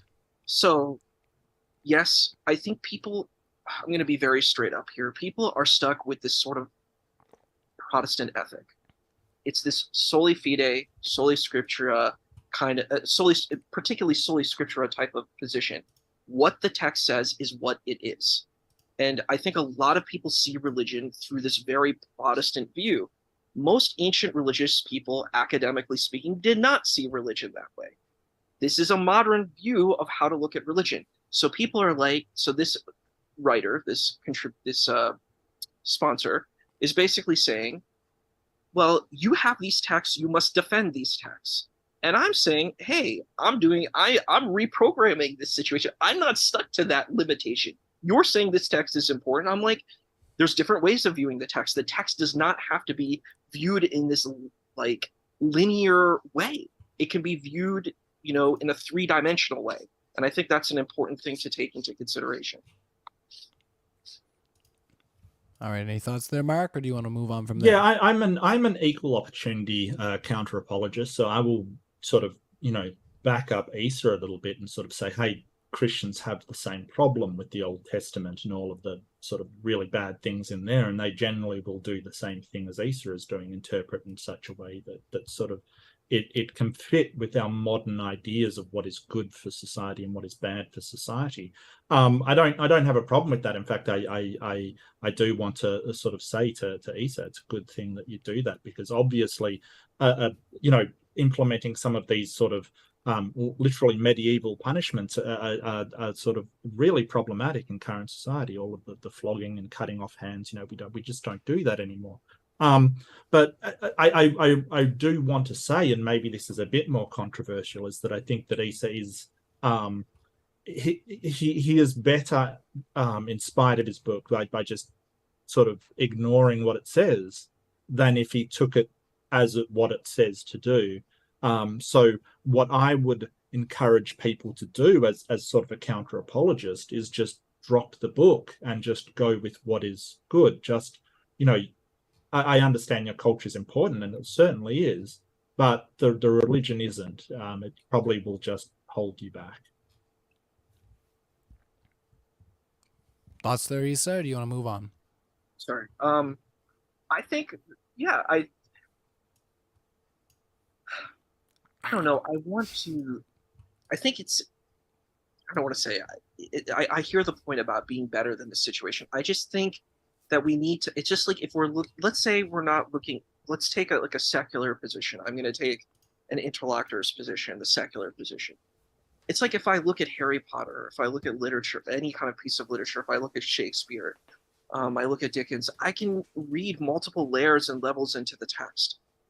I think certain people, it's very easy in a simple kind of basic way to look at the most superficial way to look at a text. And that can be beneficial. It has its benefits, but there are benefits to look at the text in different ways. So I think that we need to be open to multiple perspectives. Oh, Ryan's ducked away. Well, while he's gone, but you do understand that Harry Potter and stuff are fiction, where the Quran is not supposed to be fiction; it's supposed to be an accounting of sort of.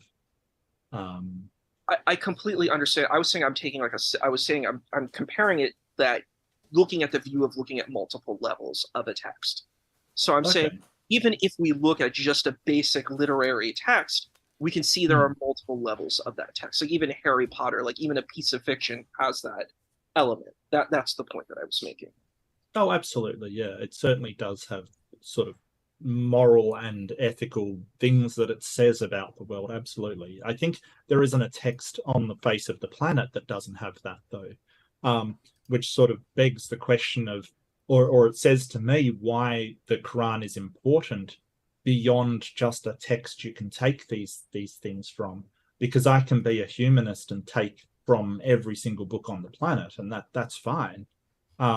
What makes the Quran special in that case, I guess, would be my question.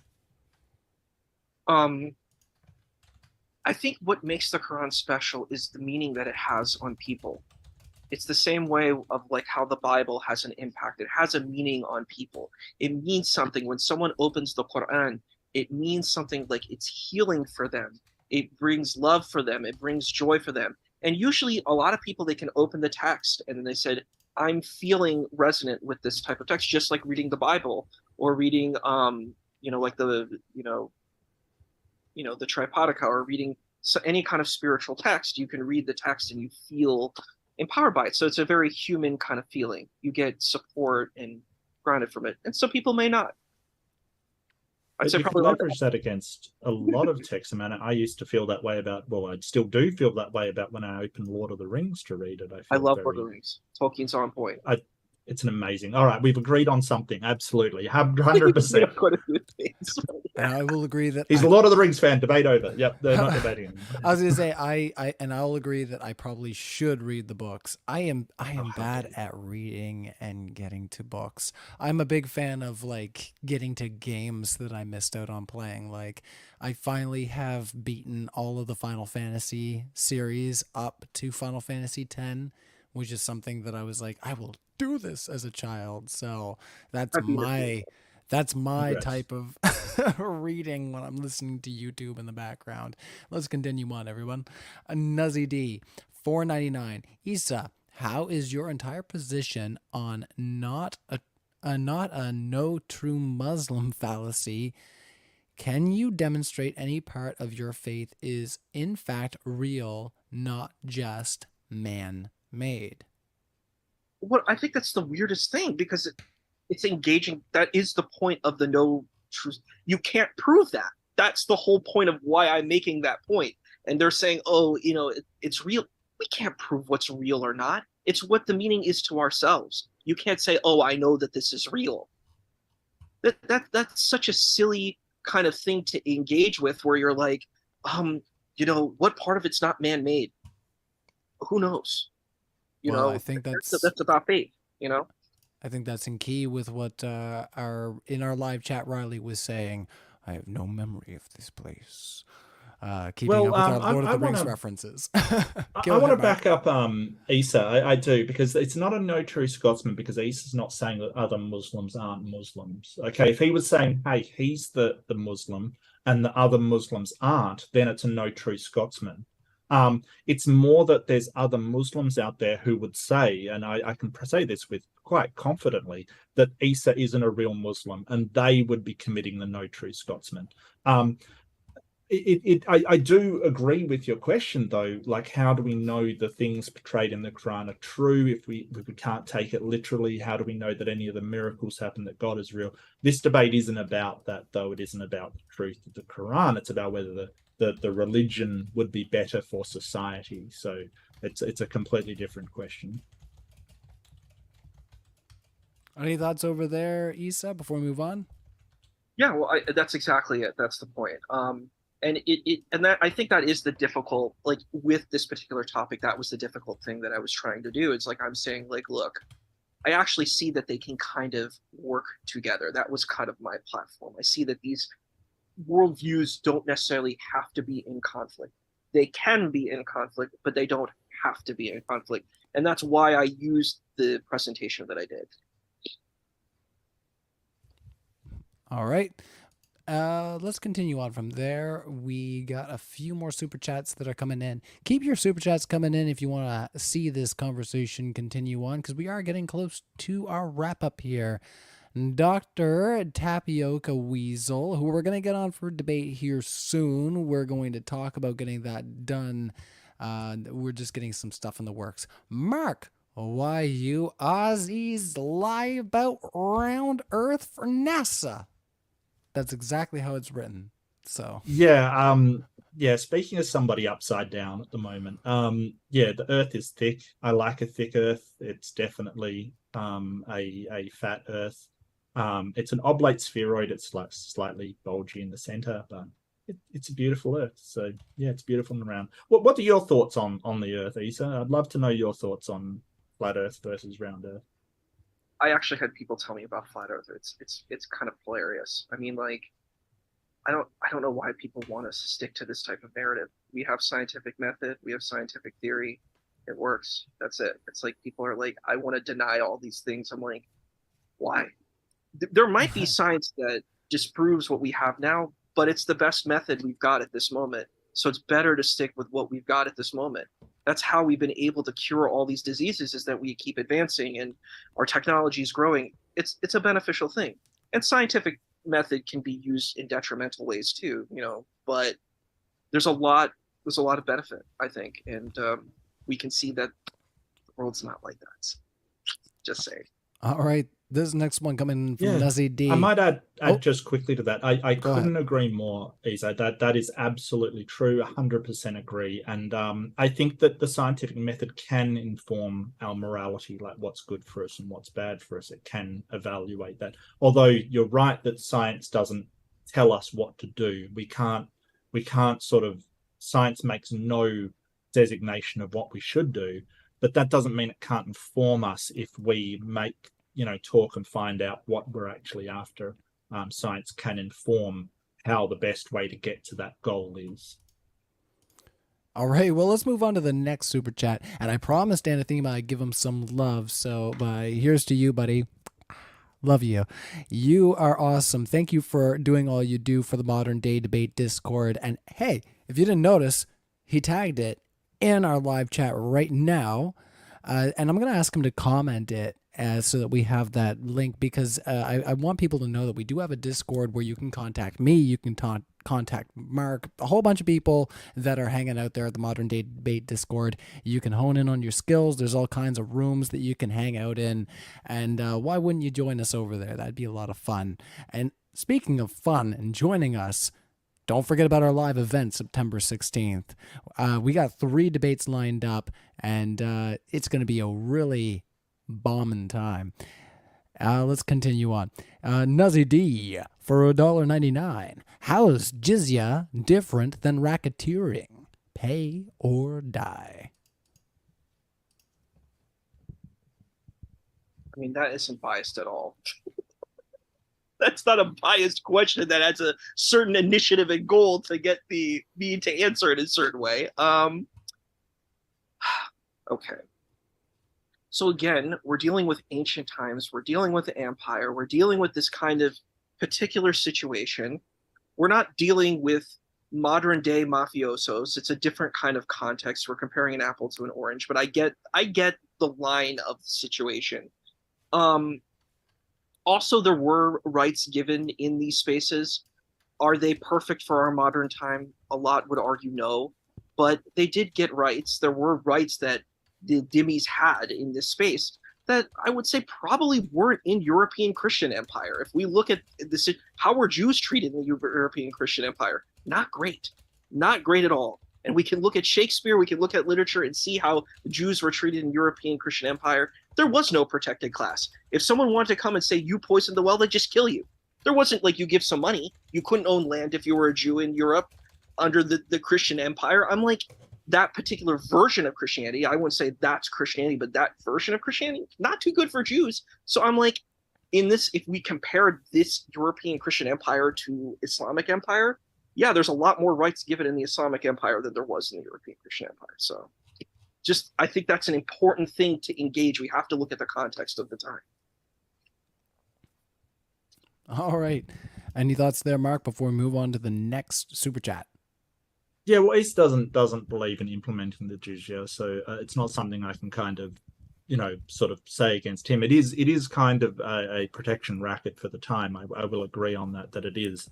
Hey, we're going to protect you in exchange for, but this has been a feature of societies for a long time now. Essentially, that's what feudalism was. It was, you give us your stuff and we will, have lord over you and protect you from the other lords who are all sort of fighting among themselves. So it's not unusual for the time at all. It's just very detrimental for our society to have sort of one class of people that are the protected people within society, because the thing that they're protected from is the wrath of the upper class, basically. So yeah, it is a bit like that, but I don't think he's sort of saying we should implement something like that these days. So that's fair enough.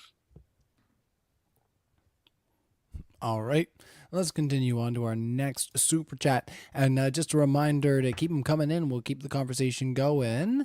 The next one comes from, there's some weird guy in our super chats. Who is this Issa Kabir? Oh my goodness, he put $1.99 in here. I swear I thought I talked to this guy one day before. I told him to stay out of our super chats. No, thanks, Issa. He said, thank you, Modern Day Debate, Mark and Ryan. Well, thank you, Issa, for being here. We super appreciate you, and this is the first time I've gotten a chance to host you. This is exciting. So I'm glad we had the chance to have this discussion, and you seem like a cool guy. I'd play games with you. Video games, everybody. You behave yourself in the comment section. All right, Nuzzy D. Nuzzy D, that's a little inappropriate. So what I will do is I will divert and I will bring up a different subject that usually gets brought up in these debates, which is usually, I think it's the Hadiths, and it's about the relationship with Aisha, which is something a lot of people talk about when we're having these discussions, and how we handle underage relationships, let's say. So let's just leave it at that, Nazid, and we'll ask that question instead. All right. It's historical context. I have to keep going back to the same point. This is a historical situation. Some Muslims don't even agree with this age. They think it's different. So there is varying opinions. Yes, I've heard the people say, look at the Sunni traditions. They say it's 9. She was playing with dolls. I'm aware of all of that. I understand the argument. And I would say that there is a differing opinion on this. The Prophet Islam was actually monogamous to his wife, who was actually senior for quite a few years. So we need to think about that too. Yeah, I think it's historical context. So I'll leave it at that. All right. Any thoughts over there, Mark, before we move on? No, that's fine. I think I've sort of covered it, that I agree with historical context. And it's nice that modern Muslims can sort of not implement atrocities. That's fine. All right, before we get to our closing statements, we're going to ask our last question, which is XXWLZXX. Question for Mark. What's it like being bald? And I'm going to answer that because we shouldn't ask those types of questions, but I will let you answer. No, that's fine. No, I was going to say, I mean, I want to tell you what it's like being bald. It is like when you let your 16-year-old, when you're 18 and you just moved out with your 16-year-old girlfriend and she says, "Oh, my mom's a hairdresser. I think I could cut your hair." And then you just say, "Just shave it." I don't know what you did, but just shave it. There are pictures of me with my head shaved at the age of 18 because that was a decision I made. So that I have a feeling of what it's like, but that's let's hand it over to somebody else. And I will say, just as a side note, what it's like being bald in this space. It means that when Matt Dillahunty cancels, we find Mark Reid, who is very willing to step in, and there is another bald man who is willing to debate Issa on this subject, which we had a little laugh about before. But Mark, over to you.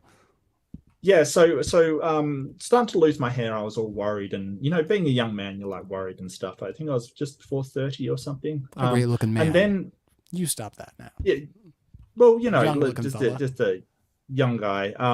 But like once I shaved my head, it actually. So number one, I have not paid for a haircut in 10, 15 years, kind of thing. Like I haven't paid for a haircut. Number two, I've never had a bad hair day. Like it actually in Australia where it gets really hot, it's really cooling. Downside is you do get sunburnt, so do use the sun cream a lot if you do shave your head. But apart from that, I'm more than happy. I actually find it very liberating not to care about hair and if your hair's sitting badly and stuff like that. It's a load off my mind in more ways than one.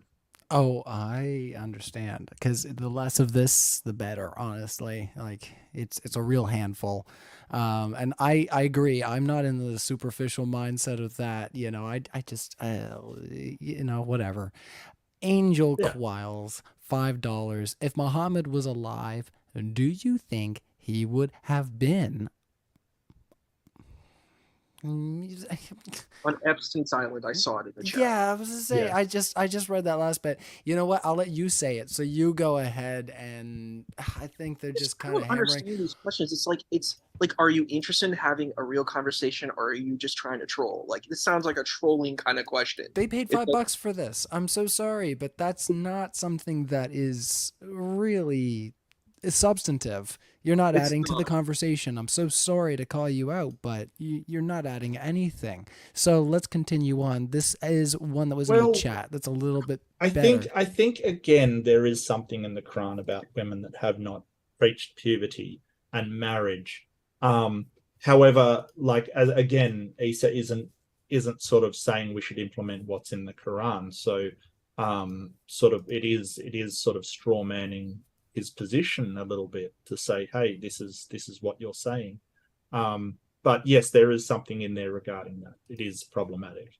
As Issa has acknowledged, there is a lot problematic in the Quran. There's a lot problematic in the Old Testament as well. So, and it's a historical context. We're dealing with Iron Age, Bronze Age. We have to look at things through their time.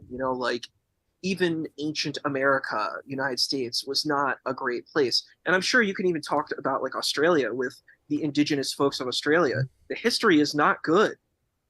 Actually, one of my favorite bands, oh my God, what am I forgetting? The song is The Beds Are Burning, Midnight Oil. It's an amazing band where it's very culturally aware.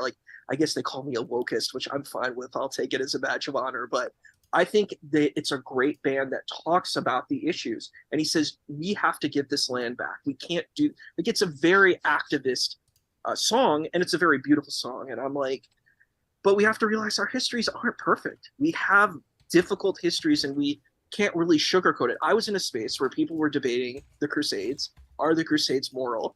And, for a Christian point of view, and I'm like, it's not moral if anyone kills anyone. If Muslims are killing people, it's not moral. If a Christian kills people, it's not moral. It doesn't matter who does the killing. It's amoral regardless. That's where I stand, Immoral, yeah. No, I get you.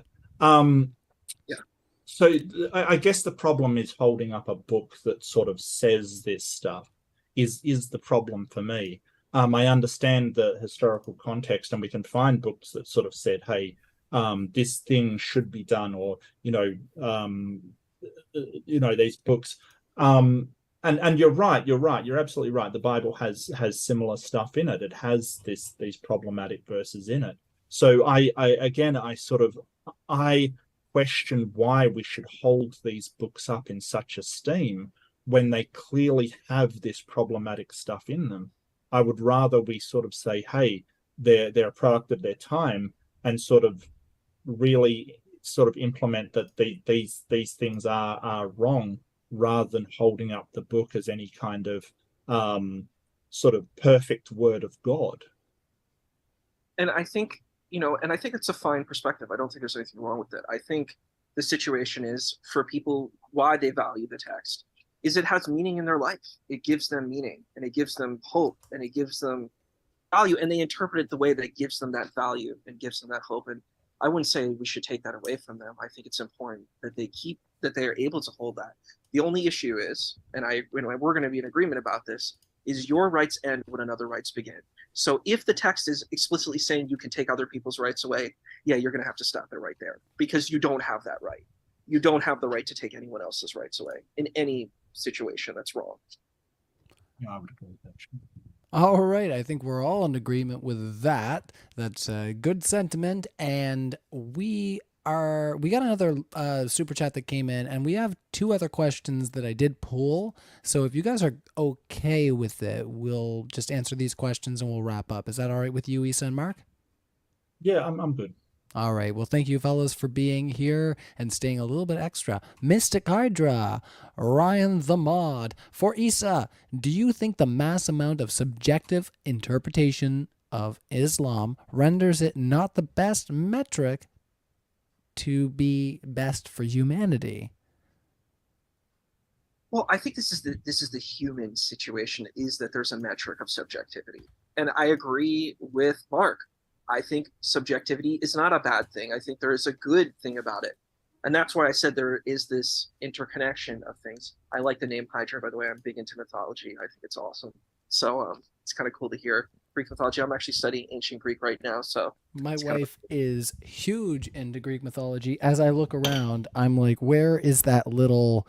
She went out to the a poem of Hephaestus tonight, so she's right into it. There's a theater that's opening down the way, and they did like an hour of what they've been working on. But anyways, I'll let you expound on what you were saying, because that just kind of triggered me, because she's such a huge fan of that literature. well, and I think you mentioned Final Fantasy. Final Fantasy is an amazing platform because it has all that mythology in it. You see all the mythological characters, that are incorporated in it. And there's also another great video game series called Shin Megami Tensei. It's a Japanese video game series, and it has the same kind of cool thing about mythology. Um, yeah, I think people have their different stories, and that's okay. As long as we're not hurting each other, we can have our story. And is it the best thing? Like, again, I said Islam's not a monolith, so I can't say that there is this overarching Islam. There isn't some leader of Islam controlling Islam. There's no caliph that's running Islam right now. So there's multiple interpretations. It's pluralistic. Yeah. Well, I think over most Islam, I would sort of say the overarching. My problem is with the overarching goal of Islam. Not you personally, Issa. I'm not sure if this is your goal, but it seems to be to fulfill, or to sort of promote the will of God, and that to me can be interpreted in so many different ways. The will of God is highly subjective across all of Islam, and we do see that from the moral diversity that we get from the religion. Whereas sort of humanism, sort of the goal is to promote humanity, and to make humans flourish and contribute to the well-being of humans. It doesn't really vary at all. That goal, how we do it does vary, sure. I guess how we do the will of God, but I would actually say that the goal of the will of God is more amorphous than the well-being of humans. I mean, that's an interesting idea to think about. Yeah, it's like, what is the will of God? I mean, Right. it's really up to the person in their understanding of it. I think it's very weird when people say, I can interpret the religion. I'm like, who are you to say that? What makes you the great, kahuna that you get to make that narrative? I don't think so. I think it's very individualistic. It's very up to the person and their relationship with God and their scripture. And that's it. If they're religious, and if you're secular humanist, then your relationship is just finding your own human goals and how to make humanity work together, it's, and Well, I think that that's the one thing that's always a little difficult in this kind of conversation about secularism versus theism. It kind of, in a lot of ways, if you take it like on bare bones, there's different kinds of goals. But that's why I have to say there's a kind of convergence, and I like to focus on that convergence. all right. Well, that's good because we like to make sure that we have dissecting lines, just like when we have crowd funds and funds that are going towards the children's charity. There, we hope that we have agreement across some lines of what is right. XXWLZXX coming in. How does Issa know it's meant to be interpreted within historical context, and not universally across time?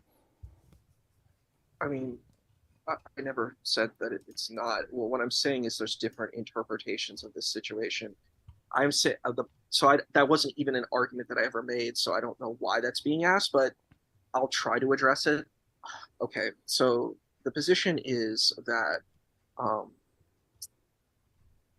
how can I know how this is interpreted if it's just a correct universal? The thing is, I think it's the information is in the details. If there was something that was universally applied that you could have one universal interpretation, then everyone would have it. Do they have that? Okay, you have your answer, sir.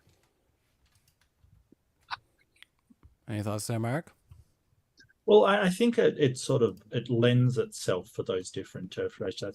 I think that having the text say these things, it does lend itself to some Muslims interpreting that literally.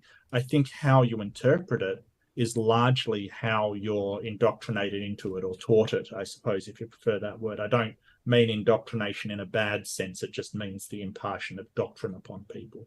So I think it really does depend on how you're taught the religion, whether you interpret it literally or sort of in a metaphorical or a hyperbolic sense.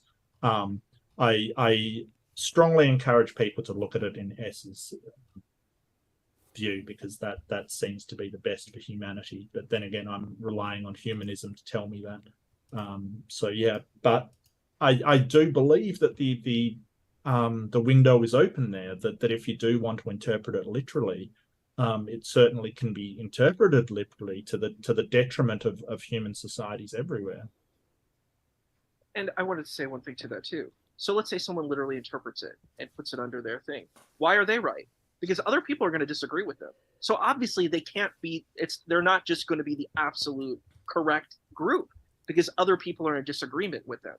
There isn't just some kind of like, I don't know. I don't know if any of you've seen The Invasion of the Body Snatchers. It's a very interesting kind of horror film. It's basically these aliens kind of come over and kind of take over humanity, and they replace humans with their forms, but they're kind of like uh, a hive mind type of situation. That's not what Islam is. It's not a hive mind. And I think that this is the issue. People are viewing Islam as a hive mind. Everybody is thinking the same thing. We are all robots. I'm like, no, that's not how to look at this situation. And you're right, Mark. You can lend interpretation to that type of thing. It's like if you go to like any kind of fan convention, people are going to have very strong opinions about different kinds of things. They might view and say, well, I view, the Star Trek property, the Star Wars property, the Final Fantasy property. I'm going to look at all these properties, and my view on this property is the correct view. And you're wrong because you missed this detail and this detail from this Bible of this vision of this thing, And I'm like, I don't know how that helps us, but certain people are going to have that interpretation. Any thoughts there, Mark, or do you want to move on? Oh well, but the problem is there that just because you disagree on whether the next generation or the original is the best Star Trek series, you're not implementing these things into society. You're not, um, you know, taking a view of apostasy, or you're not punishing people for thievery. Like it's simply a disagreement in your perspective. I think that's fine. Like if Muslim people want to disagree on that, that's fine. It's when some of them go and actually implement it in the real world, that's when it becomes a problem. Again, fictional properties don't have this problem because you're not implementing any kind of law or any kind of institutionalized thing into society. But the people that believe the Quran literally, and the Bible for that matter, are implementing that interpretation into the lives of others who don't have the same interpretation. So to that point,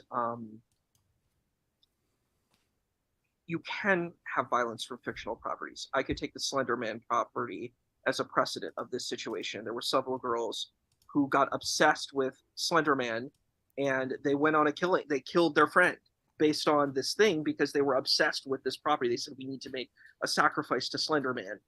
I think people do that. You know what I'm saying? And I think if someone is a secular humanist, you don't think any religion is real. So you think all, I would say, I'm not going to speak to all secular humanists, but I would say a lot of secular humanists probably see religion as fairy tales, right? So it is another form of fiction to a secular humanist, right? So people will kill based on fictions, they are going to kill, and they have done that. Like some people say, well, if someone believes in Satan, some people don't believe in Satan. Some say, I killed my children for Satan. I think the real issue is mental illness. Some people are really kind of psychotic. So they use certain kind of interpretations from spirituality to do really terrible things. And they're not well and they need help. I mean, my job is I'm a therapist, so that's the kind of work I do. So I believe in empathy, compassion, and stuff like that. All right. Well, let's move on to the last one. And I've just been reading the super chat, and Simon Allen, you've triggered my Randy Savage. All right, let's read that last super chat, everybody. All right. Oh, there's two of them. All right, Nazi D says, all right, how does any faith make any society better now? I know that's to me, right? well, I mean, I can take it. That's okay, Issa. I'll give you a break. So it depends on what you mean by faith, right? So Issa gave the definition of their faith as simply a confidence in things, right? That's fine. Like that can make things better. If you have confidence that, say, for instance, this thing is bad for society, or you want to cure cancer, that we can cure cancer, that's good for society. There's nothing wrong with that. If you're talking about the faith as in, and a lot of the way that atheists get faith is from the definition in the Bible, which is confidence in that which is unseen. I don't think that's good for society at all. You're basically believing in things that can't be demonstrated, can't be proven. I think that's bad. But that's not Issa's definition. So, I'll go with his. I don't know, man. Something seems wrong with that answer. All right, I'm going to stop doing my Randy Savage. I'm doing it as quiet as I can because my wife's in bed. I've worked so hard on that impression. It's so hard to do quiet. All right, on absence, $2. How can there be predestination and free will? I don't think we talked about that, but I think we talked about it. I like philosophy, so I can try to engage it. I mean, I don't think it was something that we talked about, but I think that is if a person takes that position. If so, like some Muslims take that position, and that's probably what their argument is. They're saying some Muslims take the position that there's predestination and there's free will. How can that be? If God has designed everything, how can someone have free will? And this is the question that you would ask for pretty much any faith. And I think the traditional answer to that question that people give for this, like the theological answer is that, we may not know. So it's actually free will to us as human beings, but God knows, and because God is all knowing, all seeing, and all hearing, God has all power. So since God has all power, God knows all these things. So humans have free will in their own limited space, but God already knows. I think that that's the way to kind of it's a paradox, it's a conundrum. So that's the traditional answer. It's not something I'm concerned with or I even care about, but that's something, to be fair, since someone paid, there's an answer for the payment. All right, any thoughts there, Mark, before we move on? Yeah, we didn't discuss predestination in the slightest. And it'd be interesting to see whether you think predestination actually exists or not.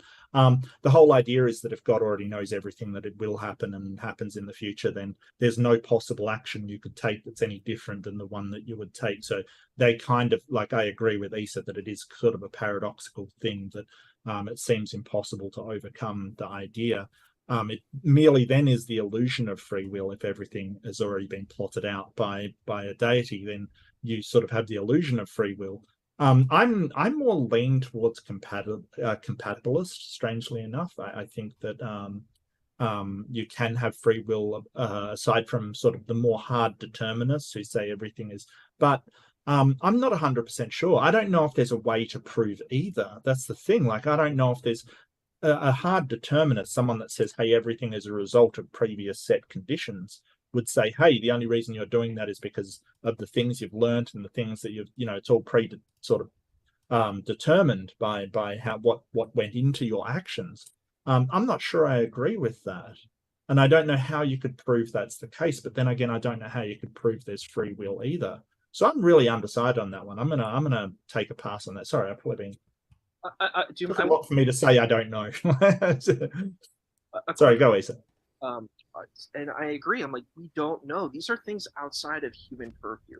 And I think it's really funny that you could see a lot of people, they claim things that really don't have knowledge on. You can believe it. You can have faith in something, but you can't know it.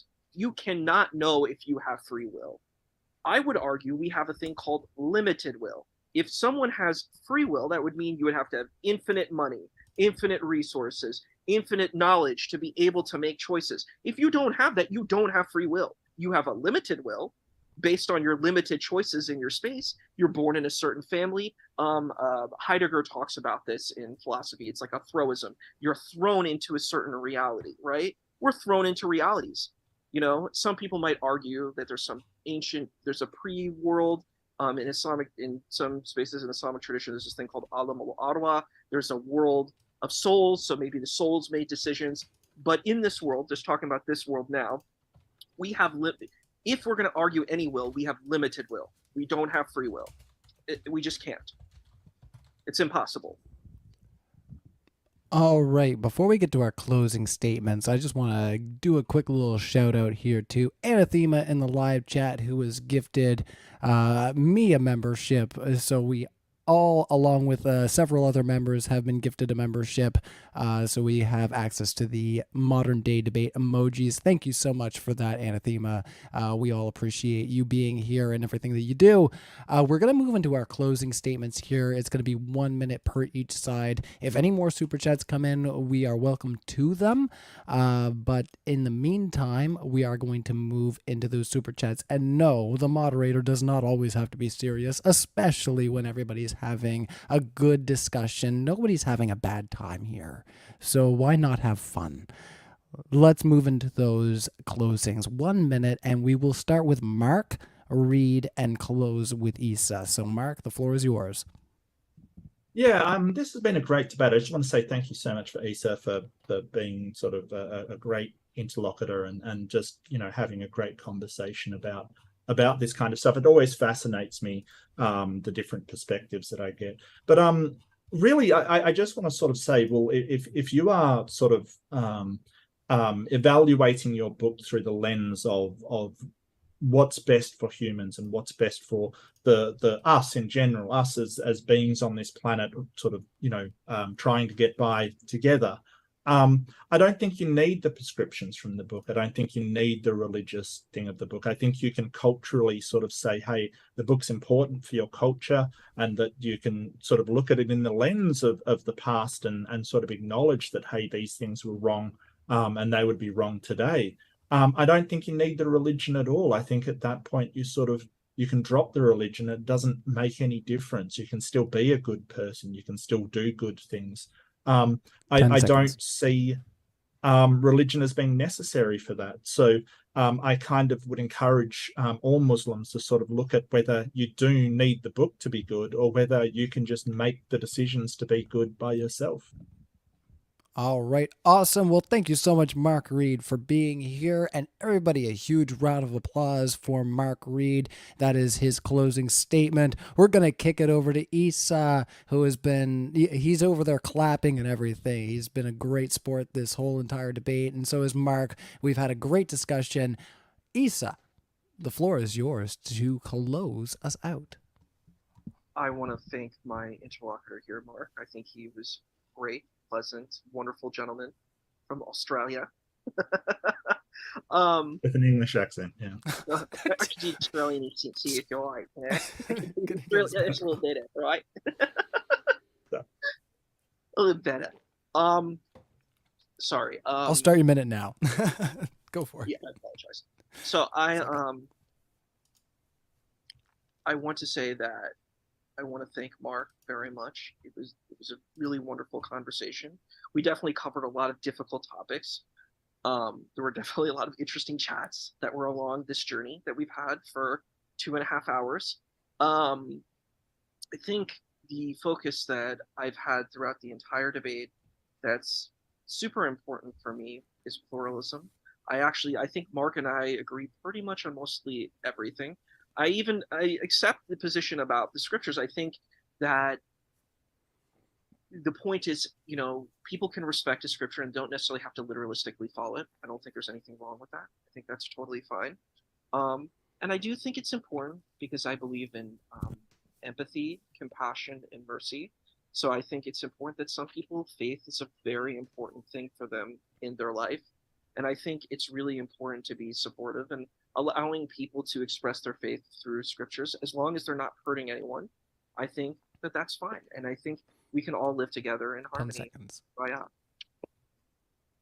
Oh, well, I got you right at the end there. Kumbaya, I think was the last thing you said there. So, everybody, we had a really good discussion tonight. So let's close you out on some of my pre-recorded music, not the live stuff, because that's a little bit better than...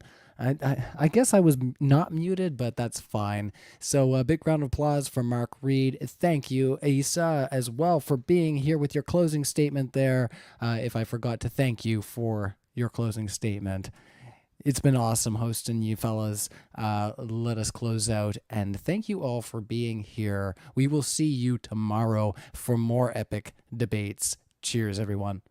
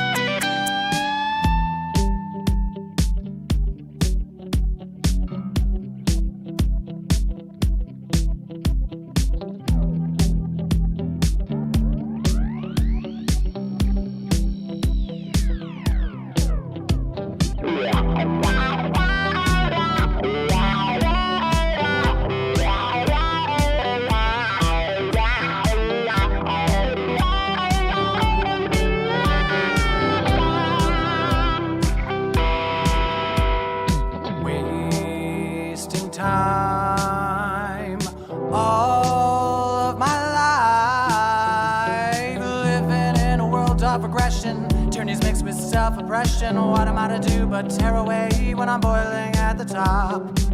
Try to find a way to fight the fire, smoke derived from the minds of liars, who call the shots as you bow your heads, and the march never stops. The stars could be free, but this insanity bends you right by the knee. Running in circles now for something that can't be found. And I bet as you hit the wall, the rain starts to fall. You can run away, sing a tune that's true. I'll be beside you.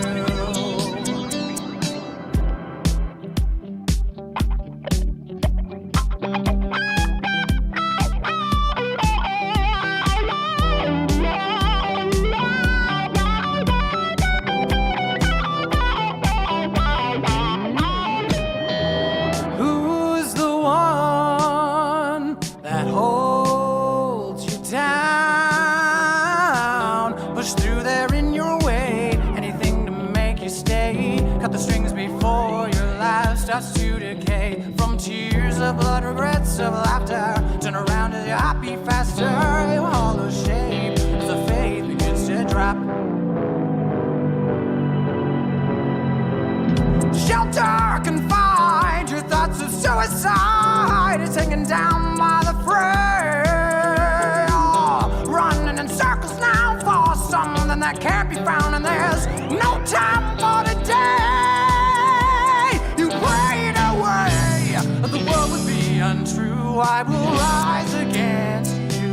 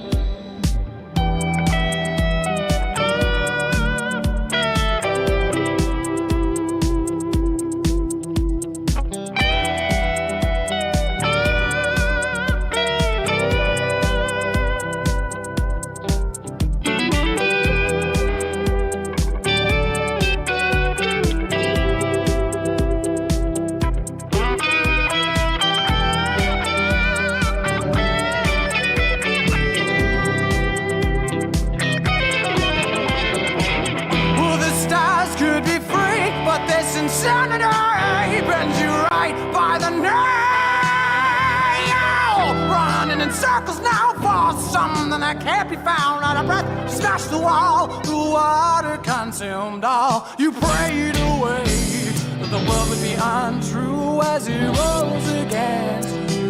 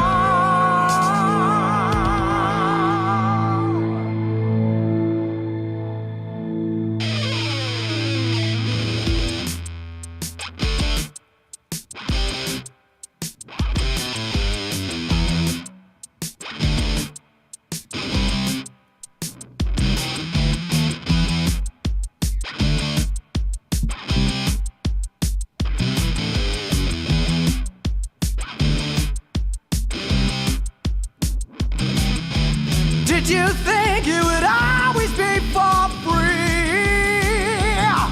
Now sit back, watch it burn, burn, burn.